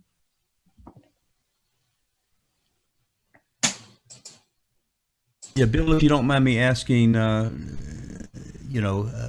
guess a somewhat personal question, but you seem like that you're not, a nice way of saying it, I think, you're not fully satisfied by some of the arguments in Outgrowing God. But nevertheless, you did outgrow God. You had a Christian background. You began to have doubts and questions. You've talked before about Bart Ehrman and his influence on questioning the text of the Bible. But as you're talking about this complexity issue, intelligent design, what looks to be evidence for an intelligent designer, obviously you're still atheist. So how do you personally deal with this yourself? How do you wrestle with this? Well, I've been dealing with ever since I went to Providence Baptist in North Carolina, in Raleigh, North Carolina. We had a creation evolution class, and that's what got me into apologetics in the first place. And these guys were hardcore 6,000-year guys who believed in Noah's flood and six-day creation. But then I discovered Hugh Ross, that you could become a progressive creationist. And you can believe in the science consensus of millions of years. You can believe in biologos. You can believe in evolution and so forth. So the evidence is terribly complex. This is, I was talking to Daniel today. You've got to know Hebrew, Greek, paleontology, chemistry, biology, evolutionary biology, physics, cosmology. It is so complex, and that's what makes this club fascinating. What makes this whole area of apologetic, it's never boring because it is so many fields that you have, and nobody has the time to get PhDs in all these fields. So I'm just doing the best I can. I do find Stephen Meyer very compelling, very lucid. He's an excellent speaker, but so is Richard Dawkins. I just wish I had more content and more evidence. And he did give some evidence, but I'd like a lot more. And yeah, that's it.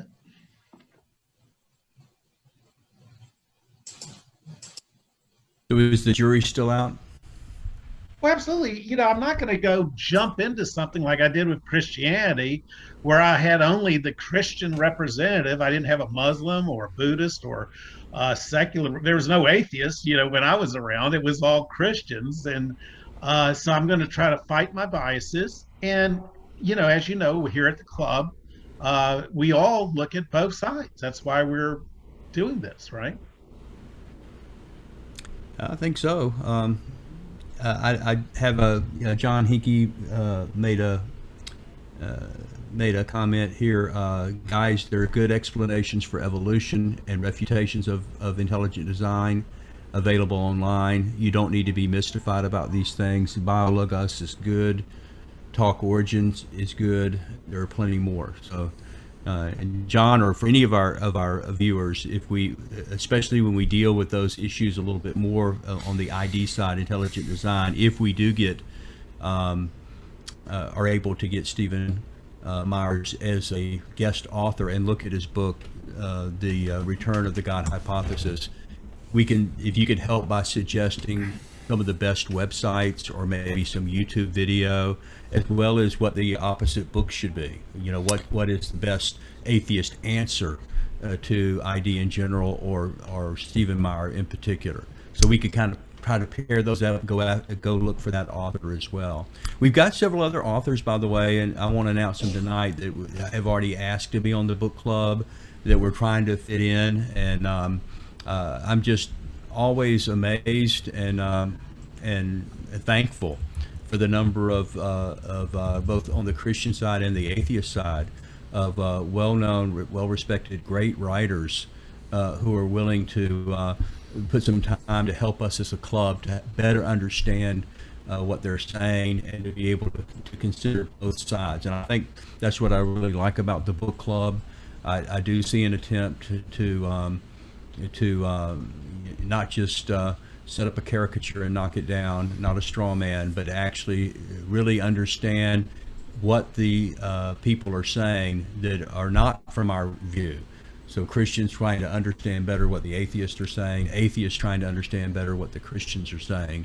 And I think that is something that is James, I really like about the club. James, Terry, did you want to ask your question? You can certainly ask it if you want to. I saw your comment. If you wanted to ask your question about Richard, about the book.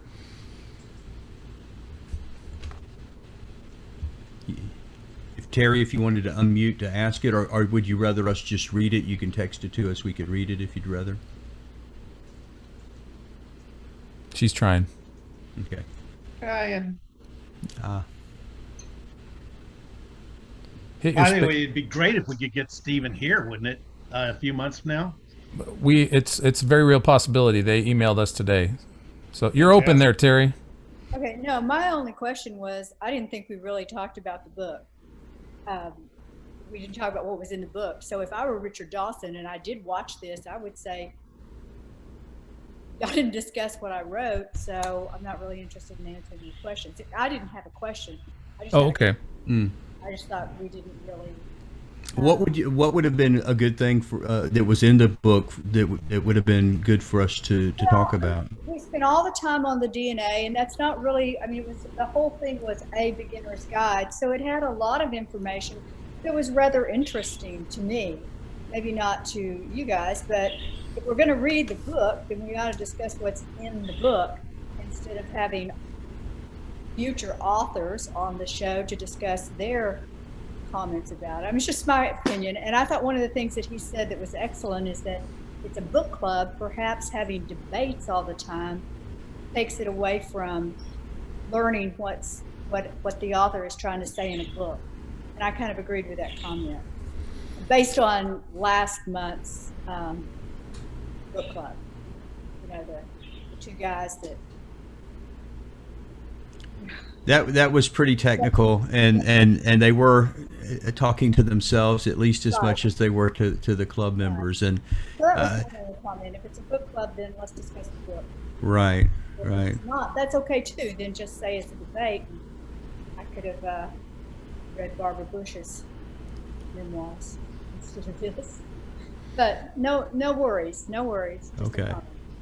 Yeah, I would have liked to have seen us deal with more that's in the book as well. And does anybody have anything, maybe a direct quote from the book or something that you've highlighted? We are winding down and our time's beginning to run short here, but let's see if we can focus in these last few minutes on some more of the book's content, something that jumped out at you, either that you agreed with or you disagreed with. I do. Phil, what you got for us? Well, so there are lots of arguments and criticisms that he has against religion, against the Bible, and against Christianity in particular. And one of the quotes that I would probably offer is, he says, "One of the reasons I gave up was this. I had already worked out when I was 9 that if I'd been born of Vikings parents, I'd firmly believe in Odin and Thor." And it's kind of surprising to me that Dawkins, with his intellect, wouldn't kind of realize that there's a huge difference between the cause of a belief and the justification for a belief. So the origin of a belief really has nothing to do with the truth or the error, or the erroneousness of any particular worldview, of any particular religion, or of any particular theological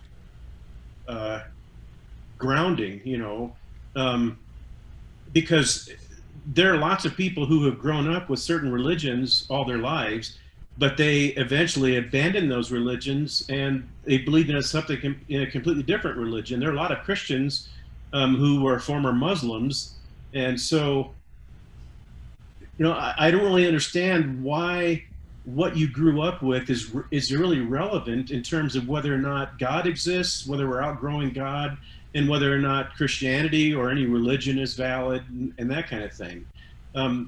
I think of times when somebody says, well, there are so many religions, so it's just kind of incoherent to say that any one of them is actually true or valid. And when I think about that, I think that's kind of like saying, if you are in a math class in a grade school, you're going to have a room full of 20 students, and they may all give you a different answer on their math quiz. But it doesn't follow from that that there is no right answer in the math quiz. All it's saying is that you're getting a variety of answers, and most of them could be wrong, but it doesn't follow from that none of them are actually correct. So that was a little bit perplexing for me. But the other thing that he does is he characterizes history and historical eyewitness testimony as though it's identical to the American game of telephone. So he says, telephone in America, you line up 10 people in a row, the first person whispers something, and might be a story to the second. And then by the time it gets to the 10th person, that it doesn't resemble anything close to what the original person whispered in the second person's ear. And so my immediate reaction to that was that that's not how history works at all. The way that history works is that you have one or two or five, you have multiple eyewitnesses of something. Those eyewitnesses tell one person, and the same eyewitness tells another person. So it's more like the spoke of a bicycle wheel than it is the just a linear progression of somebody saying something and then dropping out of the picture, and then the next person saying something to the next person, and each time they disappear. That isn't even anywhere closely resembling what how historical eyewitness testimony works, and so that was very disappointing to me. There are lots of criticisms that he has against Christianity or against religion in general, that really, like I said, I can't put it any other way. It was very disappointing, because and when we talk about how he got these historical details about the Council of Nicaea wrong and so on. I know that that's not central to his argument, but for me, it really did a number on his credibility for me, because it only takes 30 seconds to Google what the Council of Nicaea was all about. Exactly, Phil. It's like, if we can't trust you in the smaller things of God, how can we trust you in the larger things of God? And Bill, Bill, that's exactly what I was thinking. And Phil, I appreciate you saying that, because for me, going through the first section of the book, I mean, I literally I was making comments on every page, and I had to stop. I'm like, it's going to take me 6 years to get through the first, 4 chapters, because I mean, even like, just throwing out here, I mean, stuff like, I mean, you mentioned the telephone game, Phil, how he mentioned that. I think that was in the first chapter.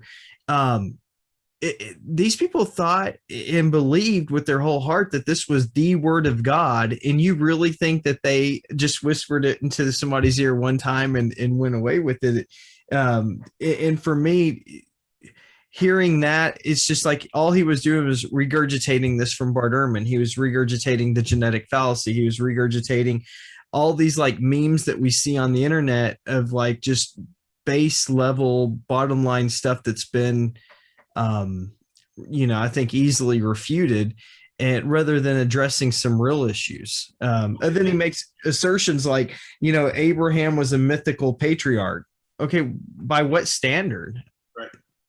Well, and when he talks about the Council of Nicaea deciding the canon of Scripture and that being completely erroneous, so that makes me wonder if he knows anything about Christianity at all. Yeah. But whenever he says something like this: no serious scholar today thinks the Gospels were written by eyewitnesses. Well, there's no Christian scholar in the world thinks that the eyewitnesses themselves actually wrote the Gospels down, or at least not all of them. The Gospel of Luke was written by a historian who went around gathering information, and he gathered testimony and evidence. And so that was an extremely scholarly work. And so the eyewitnesses themselves, just because they didn't necessarily write down something personally, is really kind of irrelevant. So this makes me wonder if he knows anything about how history works. So I was surprised to see, it was on page 187, I was surprised to see another sort of reworded version of who made God. He says watchmakers, and this and that. And then he says, well, what explains or who explains God? And then he says the same thing he said in God Delusion, basically, that God is a much more complicated explanation than anything in naturalism.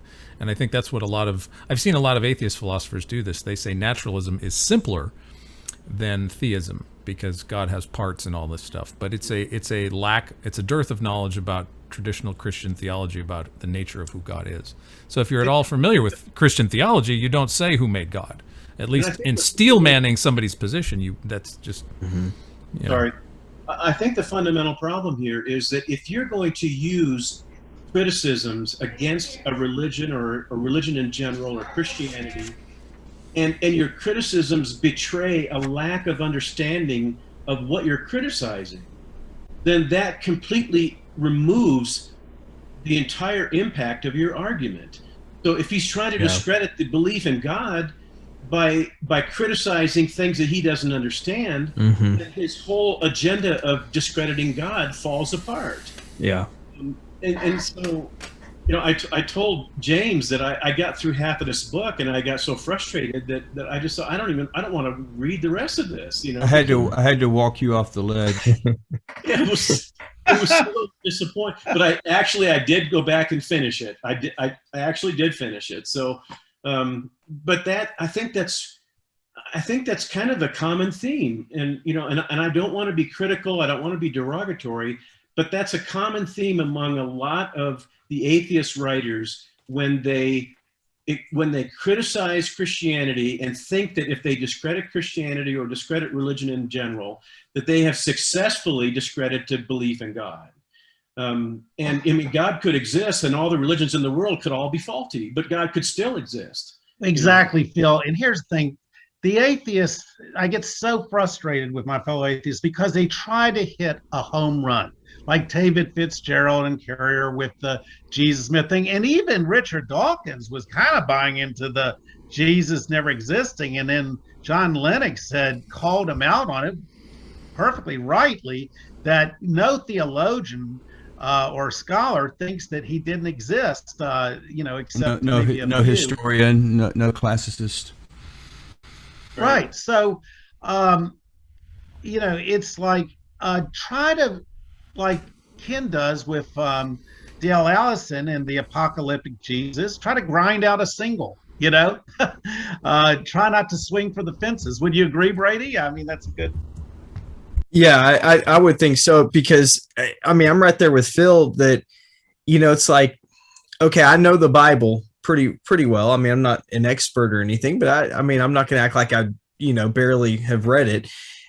And I'm seeing you get rudimentary things wrong about the Bible, and now you want me to trust you. It's like, I hope you're a better biologist than you are, a reader and studier of the Bible, because I'm confident that he is. Well, and I hope he is, but it's like, man, if you're golly, if you're this bad on this end, so now I'm supposed to trust you on the other one, and I don't doubt any of his biological credentials or anything like that, but that's, just as the Christian reader, I'm looking at this going, man, my freshman Bible students know the answer to this question. They could refute this, and they've been in college for 2 months, and I don't know, that part was just really disappointing. Well, it seems like some of your criticisms of his presentations are a little bit unfair.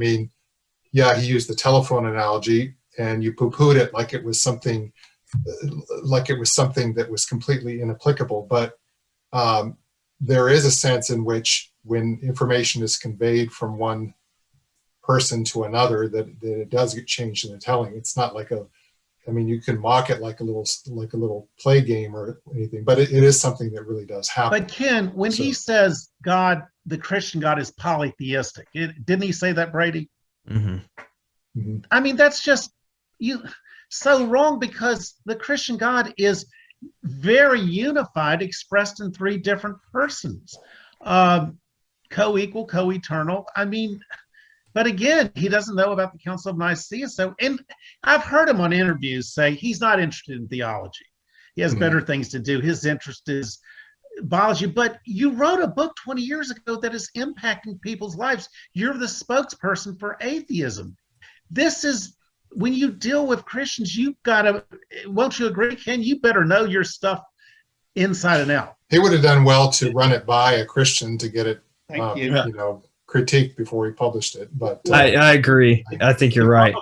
The problem with the telephone analogy is that if there is ever a case where some of the historical narratives deteriorate because they're being passed through multiple people, if they end up being faulty narratives, then there's always a historical corrective. People will say that it didn't happen that way, because the gospel and the message, the historical claims of Christianity were being circulated widely before all of the eyewitnesses had died off. And so the fact that Dawkins is not aware of the principle of historical correctives, that he knows, or he should know, that you can't get away with disseminating historical claims if those historical claims are not accurate. You just simply can't get away with it. because people will come along and say, no, that's false. I was there and it didn't happen that way. And so, but the fact is that happens all the time, even if we look outside of on both sides, the origin of Christianity. I mean, you see internet memes pop up, and they I mean, there's not rooted in any sort of factual basis, but they still gain currency. People believe a lot of things without any historical basis. Along those lines, let me share a comment from John Hinkey. This is going to be the case for almost every popular level book about religion, theism, or Christianity.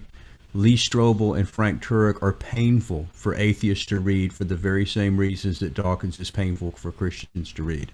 You are right. It is a frustrating fact that people, including myself, no doubt resonate with things that wouldn't pass the smell test among experts.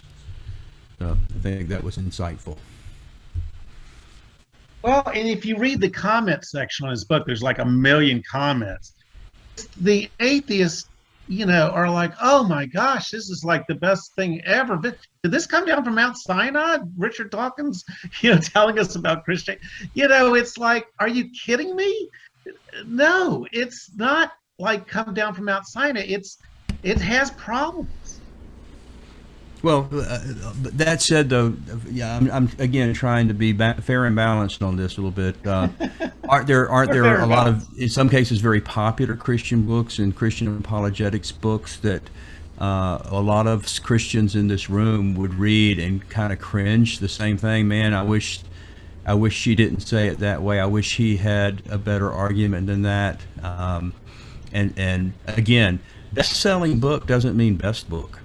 And so, but to some degree, to speak on a popular level, the audience that you're trying to reach, sometimes you talk more in generalities. And the Stephen Meyer book that was so difficult to read, you're in an airport and trying to read through all that data. Sometimes you take a shortcut and you just speak in generalities. You don't put the endnotes. You don't put the bibliography. You're just trying to make a general, off the cuff case. I think that happens on both sides. Would the Christians in the room agree with that?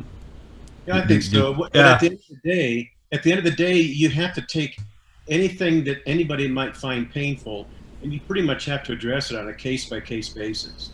Because if we just generalize and say, oh, well, somebody found this painful and somebody found that painful, without providing examples of why they were painful and conducting really more of an in-depth analysis of what they are and what those issues are, it doesn't really accomplish very much to just make the general vague statement that, yeah, somebody found this painful.